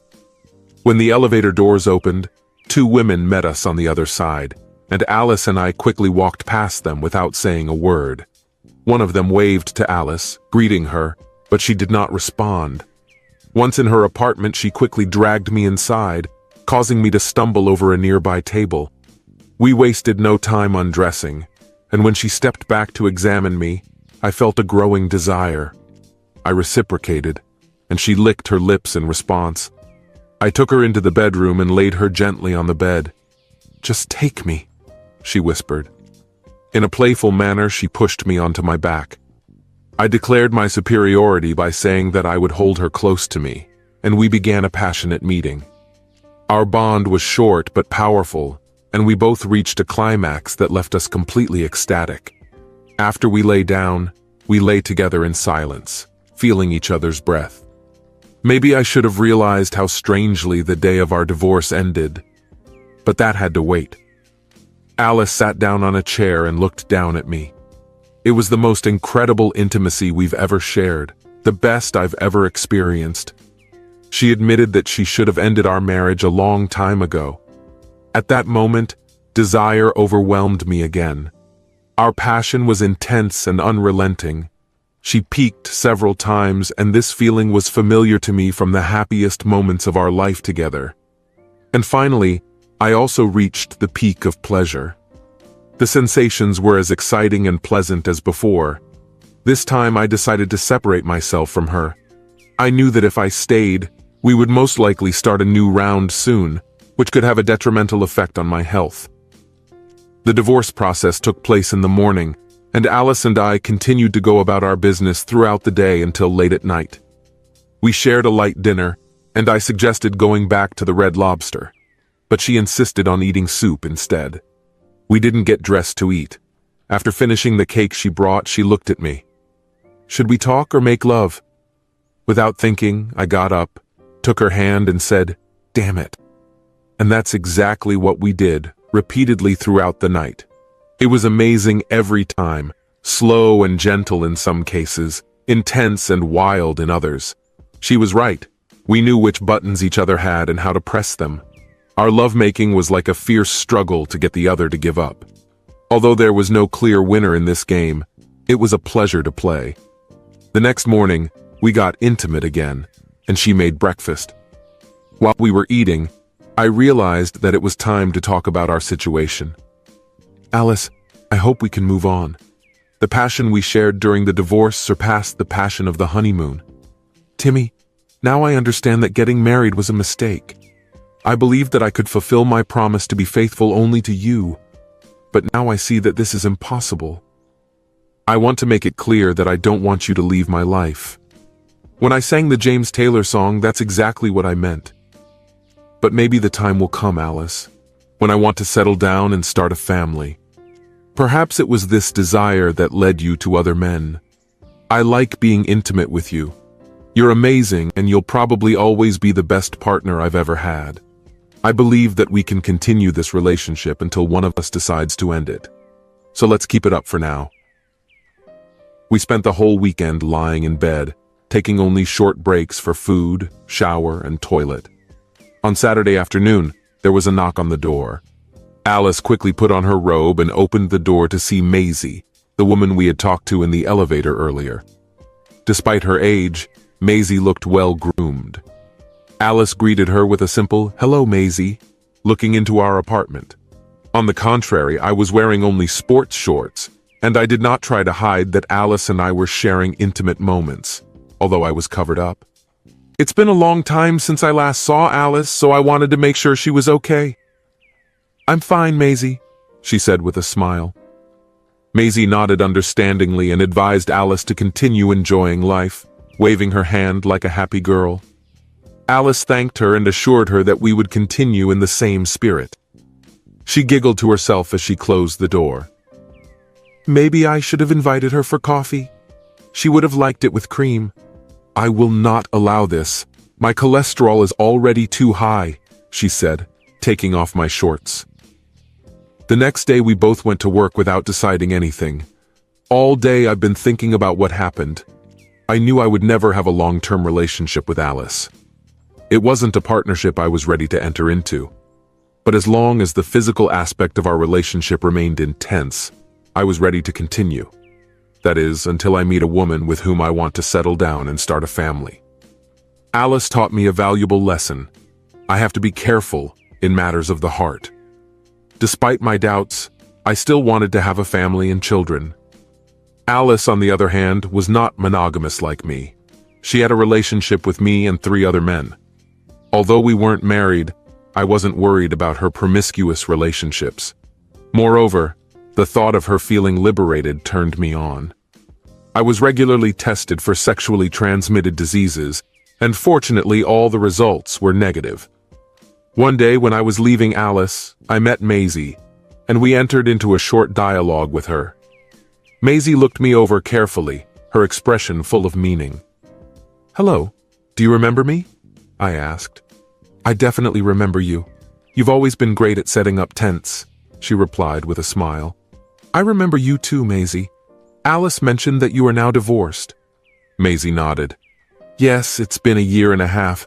Being single is not much fun at my age," she admitted. "Well, you look amazing despite your age," I reassured her. "Don't you want to come in? You're Tim, right?" She confirmed. "Yes," I replied. We went up to the 4th floor and found Maisie's apartment across from Alice's. When we got to Maisie's door, Alice came out of hers. She giggled, looking at Maisie and me. "You're a godsend, Tim. I would never have guessed it when we got married," she said with a grin. Then she turned to Maisie and added, "Have a great time, Maisie. Tim is a real find." With that, she gracefully left. Maisie expected Alice and me to be intrigued. After showing me the bedroom, Maisie, a 40-year-old woman with a college son and a daughter who works downtown, turned out to be an excellent hostess. I really enjoyed spending time with her, both in conversation and in bed. Promising to keep in touch, I left the next morning feeling satisfied. One day, walking past the courthouse, I wondered about the other women living on the 4th floor. But I couldn't find out anything. It was a pleasant memory for me. Her expression became confused. It dawned on me when I remembered her name, Gwen, the waitress. "You're Gwen, right?" I asked. She nodded, blushing, remembering how she served us at the Red Lobster. "I can't believe I forgot," she confessed. "I wasn't paying attention to your faces." I introduced myself as Tim and asked if she still worked there. She explained that she now works part-time and also moonlights as a model. Gwen was a beautiful blonde with a slender figure, captivating blue eyes and graceful hips. "I remember you asked me to meet you at 6, but unfortunately Alice and I spent the whole weekend together." "Do you meet regularly?" "Not really. In fact, the day we met, we had just come from the court where the decision on our divorce was made. Surprisingly, he was waiting for us with renewed vigor, as you saw for yourself. It's a little weird, isn't it? But yes, we're dating now." "Undoubtedly, in some ways we are compatible, and in some ways we are not." She smiled at me. "Maybe you should ask me out on a date. I'm not working today." "I like your words. Can we have dinner at my place tonight? I'll cook it." "I'm looking forward to it, Tim." That evening, she arrived at about 6:30 p.m. She looked amazing in a short evening dress and sandals. I made us fried chicken and rice. We were talking. At the age of 25, she worked part-time as a model for clothing magazines, and as a waitress to make ends meet. She was single and broke off her relationship with her longtime boyfriend almost a year ago. At the age of 34, I was financially stable, had a successful career in a law firm, lived independently in my own apartment, and had a good car. Alice, Maisie, and I dated regularly, and I also had a casual affair with a woman from the court, although I was ready for something more serious. Gwen turned out to be very kind. Intrigued by her, I decided to start a romantic relationship with her and see where it would lead. On our first evening together, we agreed that I would take her home. On the threshold, she surprised me with a kiss, causing excitement. But Gwen didn't rush things, and as we spent more and more time together, I began to have genuine feelings for her. Her beauty and intelligence captivated me, and I believed that she reciprocated my love. On the third date, we finally shared a moment of intimacy. It was a special experience, and I felt a deep connection with her. At that moment, I decided to end my relationships with other women in order to focus only on Gwen. A few weeks later, after a night of intense lovemaking, Gwen and I lay together in silence. Our relationship wasn't always filled with tender moments. Sometimes we both craved a rougher intimacy. When we were lying together, I finally confessed my feelings to her, confessed that I was in love. Gwen was delighted with my confession and told me that since we met, she has been looking only at me. It was a revelation that brought us even closer together. My love for you, Tim, is deep, but I can't help but worry that you're not faithful to me. Will you always doubt my loyalty? If I promise to be with you alone, I will keep that promise. I must admit I have doubts about this, but if you assure me of your loyalty, I will do everything in my power to resolve all issues related to loyalty. So let's make a deal. I will be faithful to you, and you will do the same for me. We will succeed. 2 weeks later, I asked a question, and 3 months later, we tied the knot. Although her parents live in Chicago, we decided to hold our ceremony elsewhere. She was by no means extravagant. Among our guests were Alice and Maisie, whom I introduced to Gwen shortly after my proposal. Although Alice was friendly to her, I felt that Gwen was a little depressed. Maybe our relationship wasn't based on love, but I knew that she would miss physical intimacy. After the wedding, Gwen and I went to the Bahamas for our honeymoon, which was just fantastic. After moving into my apartment, everything went smoothly. My wife and I quickly decided to start a family, and 3 years later we had 2 children, Thomas and Eileen. I also became a partner in the firm and bought a house in the nearest suburb. All this time I have been in touch with my ex Alice, not the one who is considered beautiful. She married her colleague, Larry Gibson, a year after my wife and I tied the knot. Alice and Larry had 2 sons, Lawrence and Raymond, and they were doing well. They moved into the house next door to Gwen and me. The 4 of us often crossed paths in the neighborhood. Soon our children started attending the same play school. Gwen and Alice struck up a friendship, but Larry was wary of me. He should have doubted my intentions towards Alice, and he had good reason to do so. The chemistry between Alice and me remained palpable. Gwen knew about it, but she believed in me. Over time, she even began to trust Alice and did not seek a closer relationship with me. But Larry, who watched the sparks flare up between us from time to time, was always on the lookout. He couldn't be expected to relax, but we found common ground in our shared love of baseball. We played together on the men's team in the old-timers leagues, where we both excelled. We even had season tickets to Gems, MLB games, and we often attended games together as fans. One day, I felt obliged to tell him about my relationship with Alice, past and present. As we were waiting to leave the garage at the Jam Park after the game, I met Larry's gaze and expressed my firm position. I want to make it clear that I will never have an intimate relationship with Alice. She's married, I'm married, and it just won't happen again. I felt that this question was bothering Larry. Tim, I appreciate your directness in this matter, he replied. If you could just trust Alice and me, we could have a strong friendship. But obviously there are still lingering feelings between you because of your past. I can't ignore it. There is a history between us. We had chemistry, but I promise you she probably said the same thing. We have to stop this if possible. Tim, it seems to me that I only see you both from time to time, like at the dance club last month. It looks like you've had some incredible intimate moments together, and frankly it's frustrating.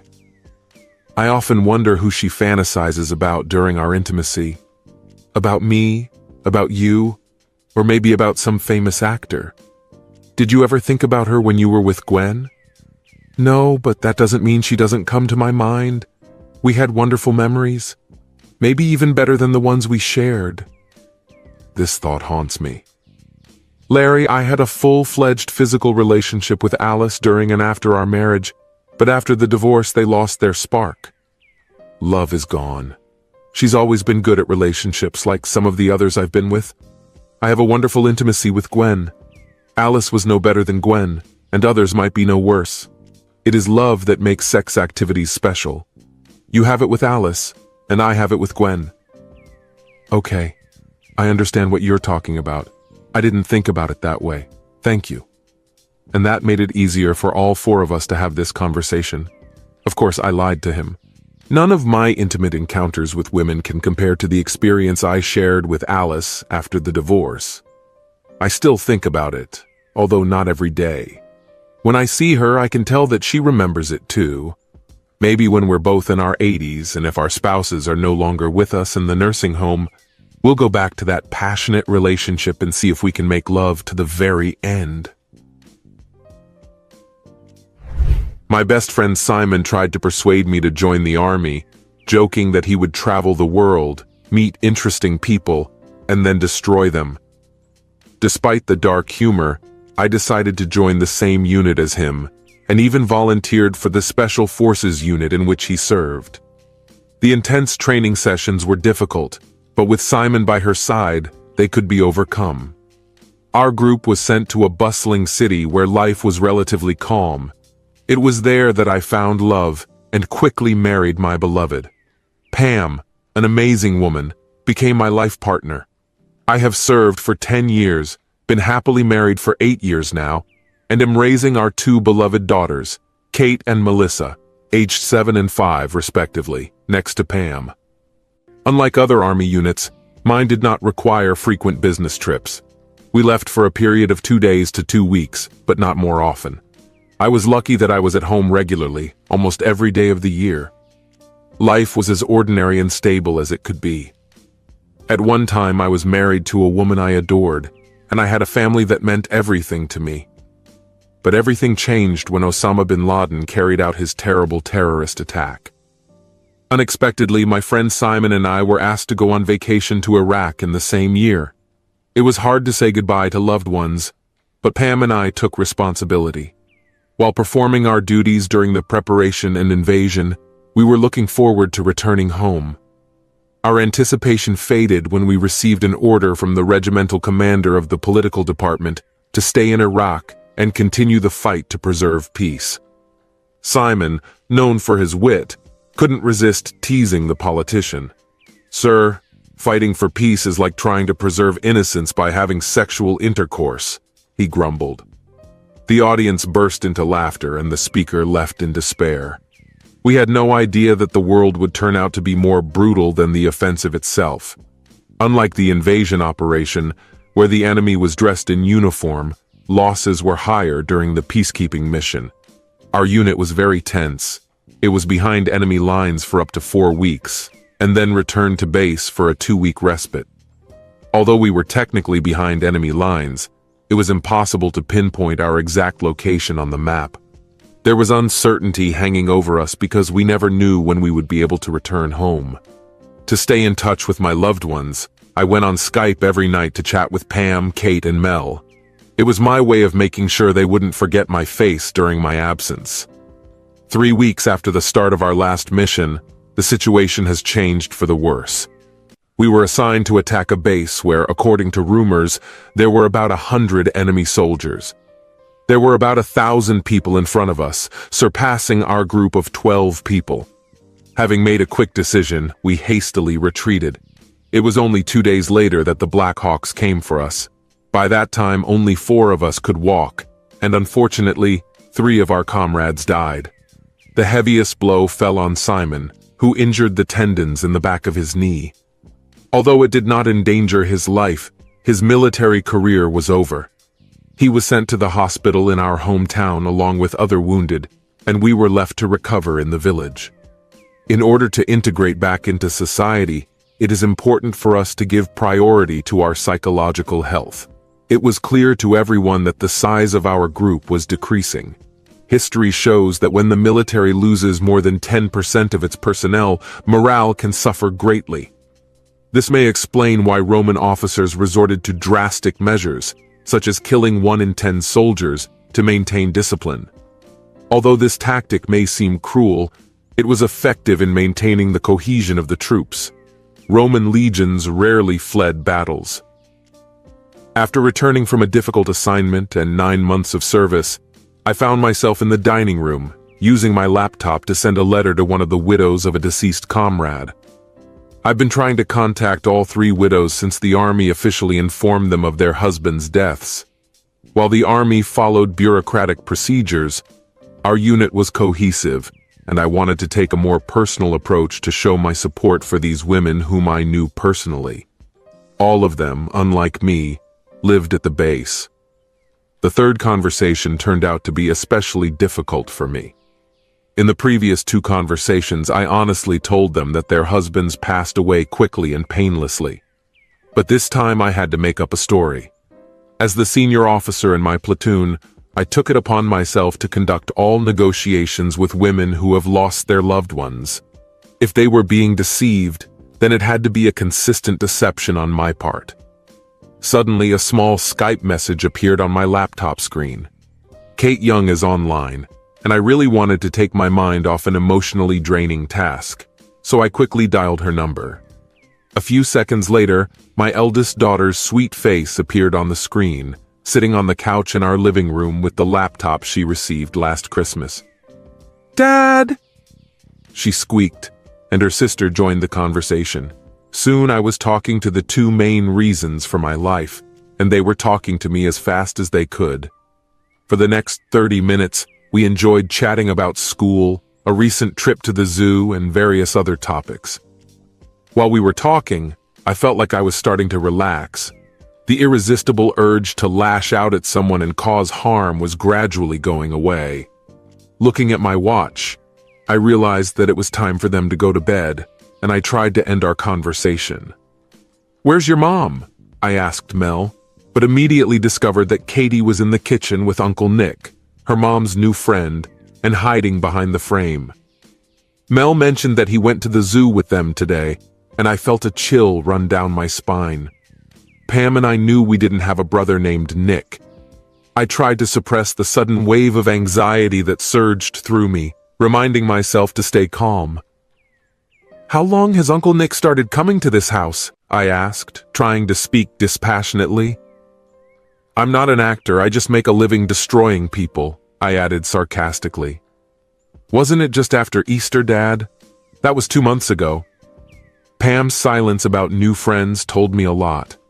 I asked how often Mom sees Uncle Nick, and got confirmation that he's almost always around.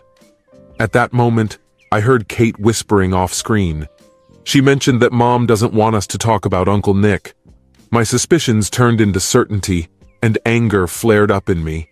I tried my best to keep my emotions under control. "Kate, come to the screen," I demanded. Kate looked puzzled. "Kate, is Uncle Nick staying the night?" "Yes, Daddy." "Oh no, not that." I tried my best to contain the intense anger that threatened to overwhelm me.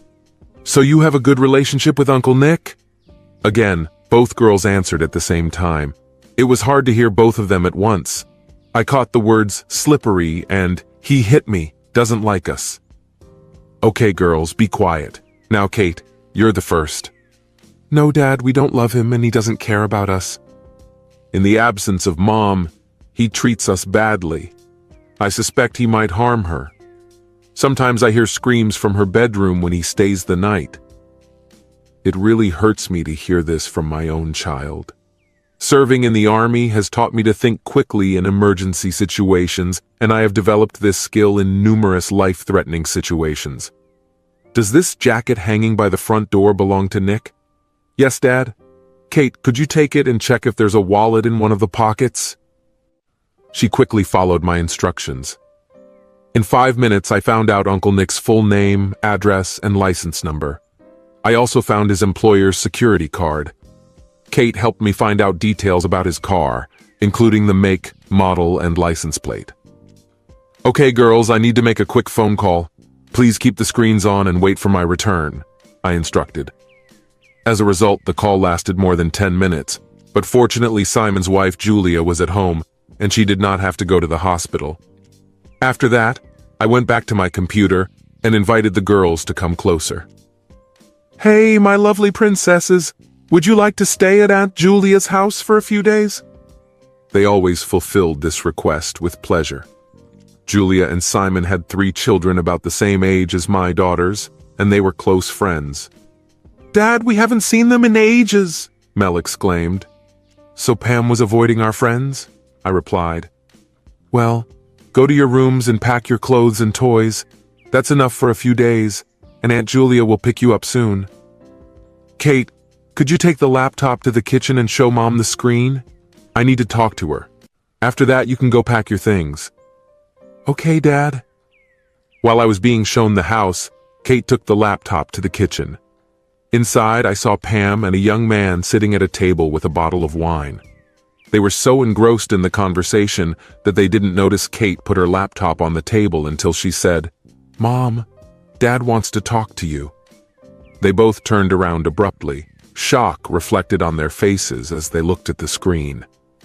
There was fear on Pam's face, and the man looked like he wanted to disappear under the table. Hi, Pam. How are you? I greeted her, acknowledging the presence of her new companion, Nick. Their mouths were moving, but there were no words, which prompted me to continue. Come on, Pam. You should have known this day would come. Didn't you prepare a little explanation for me? It was clear that he didn't. Trying to deceive, unaware of her inability to lie, she stumbled over the words. I mean...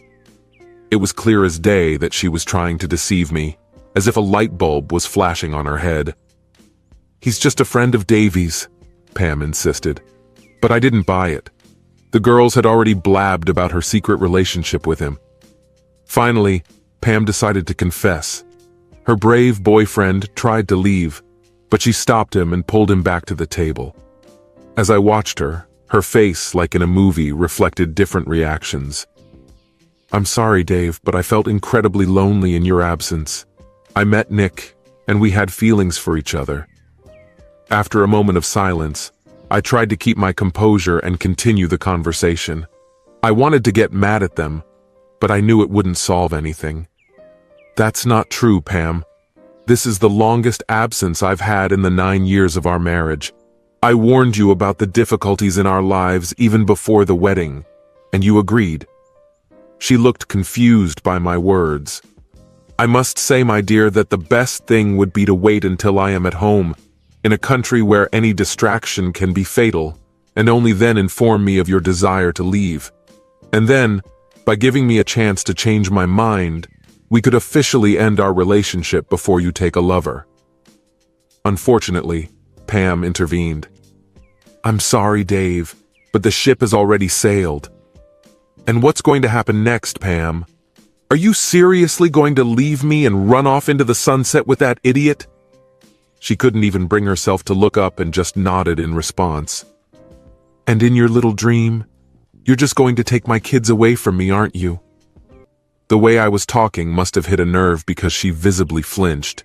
It was clear that the thought that this would not happen had not even crossed her mind. Listen, Pam, you know I study psychology. Do you remember all these conversations we had about what shapes children, nature or upbringing, genetics or environment? And what happens if the children go with you? They will inherit your treacherous genes and be raised in a world of dishonesty and immorality. Believe me, this cannot be allowed. Pam recoiled in shock from my harsh words, uttered in one breath. Finally, the idiot stood up for her. Wait, shut up, you idiot! Another skill that is taught in the army is the ability to quickly take control of those on the opposite side. He stopped talking when the screen suddenly caught his attention, and Pam announced her intention to open the door. I told her to wait because Julia came to pick up the kids. She will take them to her house for the night and send them to school in the morning. I reminded Pam to make sure the kids packed everything they needed before they returned so we could talk in peace. Pam got up from her seat, and Nick tried to follow her example. "Sit down, you idiot!" I snapped, forcing him to quickly take his place in the chair and stroking the bruised back of his head. I kept a calm expression on my face until Pam returned after a long absence. This dumb fool was trying to start a conversation about life in Iraq. Stuart noticed and replaced my glass, and I asked for privacy so that there would be no witnesses to what would happen next. Eventually, Pam came back and started apologizing, but I interrupted her. "I have 2 questions for Nick. Did you know she was married?" His answer that he was in love with her was enough for me to say yes. The second question was about my profession.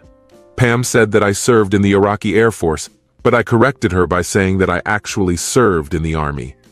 There seemed to be some confusion because Pam thought I was flying in the air. I explained that I had served in the army, namely in a regiment known as the Special Air Service. Seeing that he was not impressed, I explained that we are usually called SAS. The look of horror on his face indicated that he had finally understood the essence of my profession. The reputation of the SAS was known to every person on the planet. It was well known that they were the authors of books on Special Forces training, and that they were an elite unit that trained Special Forces all over the world. There were rumors that if you got into the SAS, you wouldn't even realize it until you were brought before the court of Lucifer himself. The man suddenly realized the gravity of his situation. Although the microphone didn't pick up any sound, his lips unmistakably pronounced the word shit. And at that moment, Mr. Nick Brown of Borderdale, Pender Court number 12, realized that he was in big trouble. "I destroy the bad guys." I moved closer to him, my face filling the screen. His expression was pitiful, and his complexion was pale.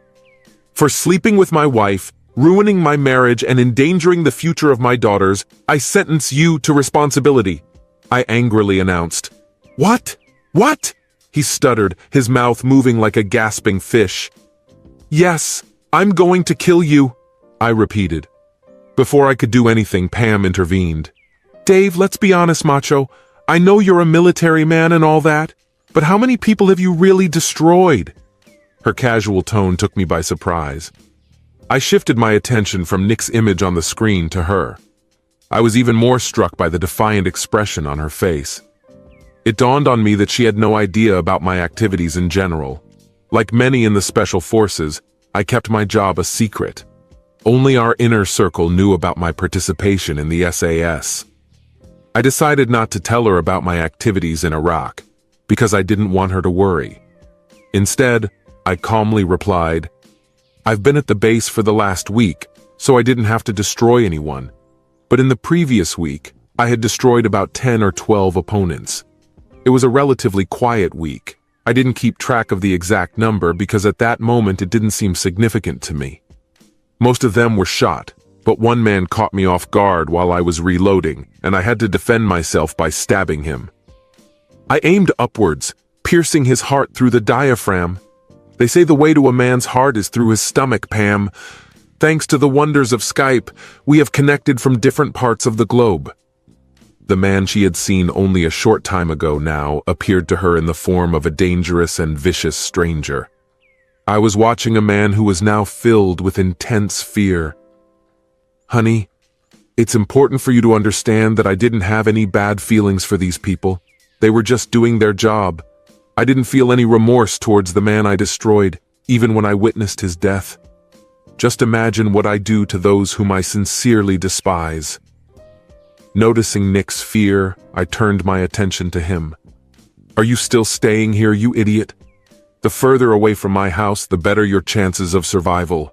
Rest assured my blade is meant for you, and it is an oath that you will never be able to forget." With a loud exclamation, he jumped up from his chair and ran out of the room. I heard the door slam. Now she was imitating a goldfish, and her expression was one of suffering.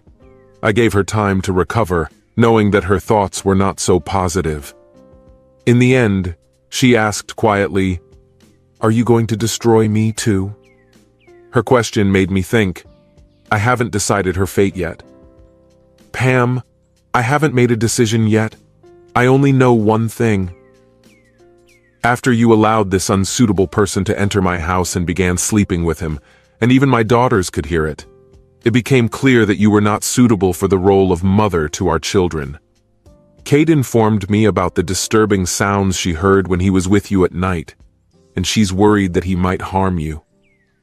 Pam's already terrified expression was made even scarier by this revelation. One thing is for sure. My daughters will grow up with a deep understanding of how I feel about infidelity. Gathering my thoughts, I switched from an emotional reaction to a more logical perspective. They were both in a balanced state. It has been documented that the death of one parent can have less impact on children than the upheaval associated with divorce. Pam, unsurprisingly, remained silent in response to this. She understood that this statement put her in front of two unattractive options.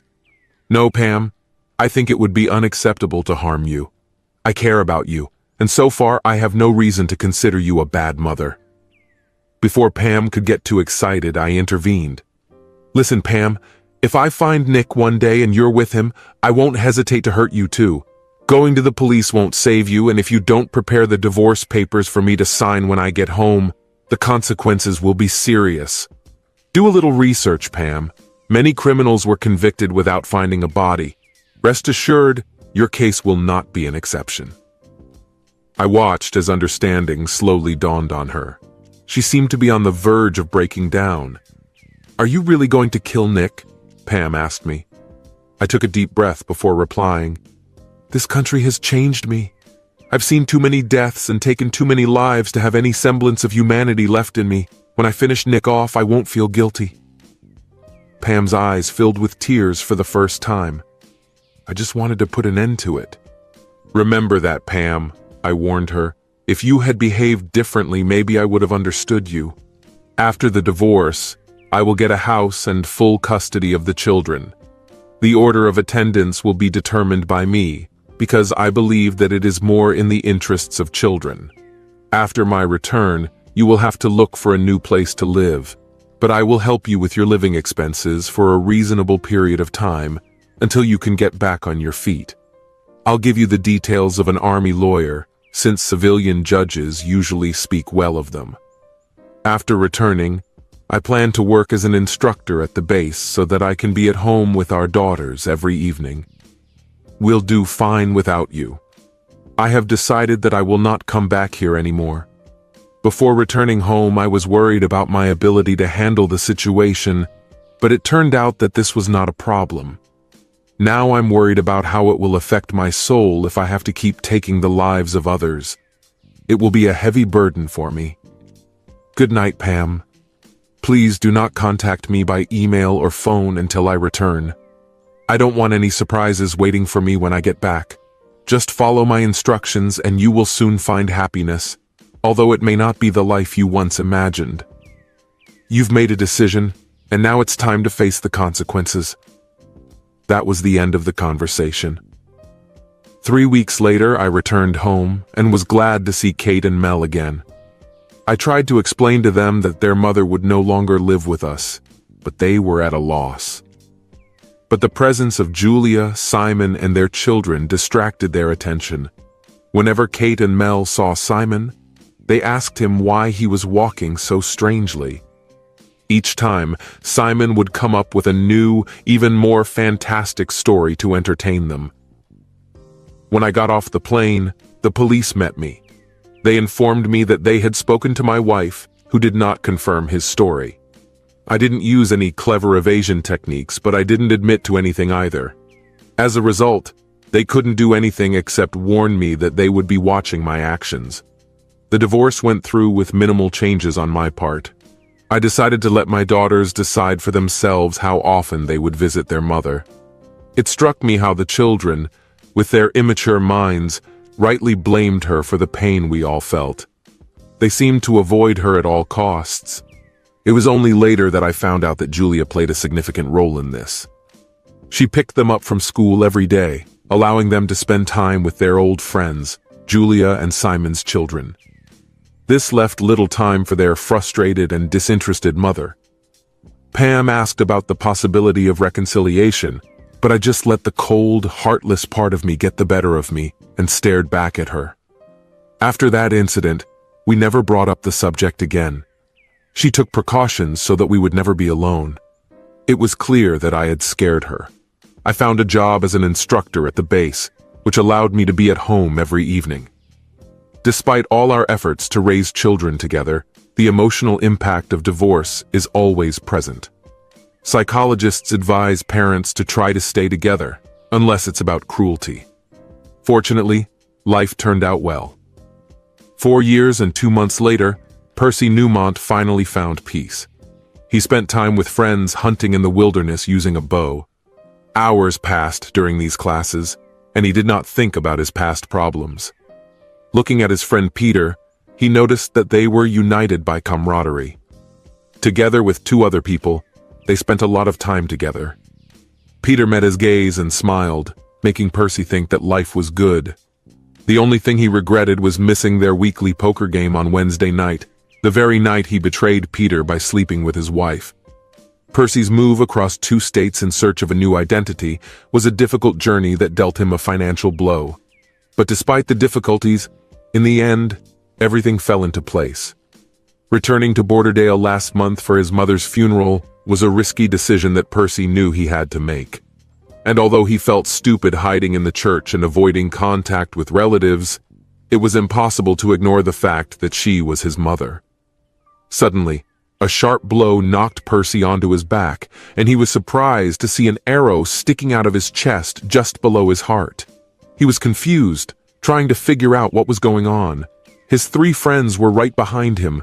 Why did he feel a blow from the front? He lost consciousness and regained consciousness only later, when he was alone with Peter. The others went to get help. Suddenly, the sharp pain returned, which at first made him flinch. Nick couldn't understand why Peter was pulling out the feathers of an arrow with a grin on his face. The agony became unbearable, and Nick lost consciousness again. 10 minutes passed before he succumbed to his injuries.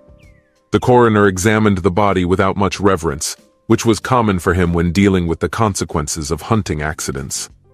Meanwhile, 2 weeks later, Pam was sitting alone in her 12th floor apartment, tears streaming down her face. She had been crying for 3 hours ever since her lover John left her. "What's wrong with me?" she mused, feeling lost and broken. After reflecting on the past 4 years, she realized that she blamed Nick for everything. Feeling the pressure of the biological clock, she hurried to marry me in order to satisfy her desire to have children. But when Nick came into her life, she saw a chance to start over with a new partner and the opportunity to have children. Without hesitation, she rushed into a new relationship. But after Nick suddenly disappeared, she began to doubt that her feelings for him were really mutual. It became clear that he left without hesitation, leaving her to reflect on the one-sided nature of their love. She was shocked to find that he had left his jacket and wallet. Desperate to find answers, she went to his apartment and searched for him for 2 days after his disappearance, but he was nowhere to be found. The most painful thing was the realization that, having escaped, he did not seem to care about her well-being. Over the next year, children were the main cause of her depression. She had just started legal proceedings to regain custody of her daughters, Kate and Mel, when I returned from Iraq and stopped the process. When she tried to contact the girls after that, she was only disappointed. There was resentment in the conversation, as if they blamed her for something. She saw them about once a week, until a woman moved in with me, just 9 months after Pam left. She was a journalist who covered the history of awarding medals to me and my friends. After that, the girls stopped talking to her on the phone. In the end, she resorted to parking near the school. But it didn't help either when she saw both girls running up to the woman and hugging her as if she were their mother. Besides, they didn't even call her on her birthday that year. Her pain subsided when she met Pete, who was older but shared her desire to have a family. 8 months later, they moved in together and talked about the wedding and the children. But 2 weeks later, Pete confessed that he had found another one and asked her to leave. The following year, a similar situation occurred with Randy. They quickly found a common language, moved in together 4 months later, but 3 weeks later, Randy broke off the relationship, reconciling with his ex-wife. Pam decided to have a series of one-night stands in the hope of boosting her self-confidence, but it ended up being exactly the opposite. She dreamed of settling down with John, although she realized that there was less and less time for having children. And yet she resisted starting a relationship with him too quickly.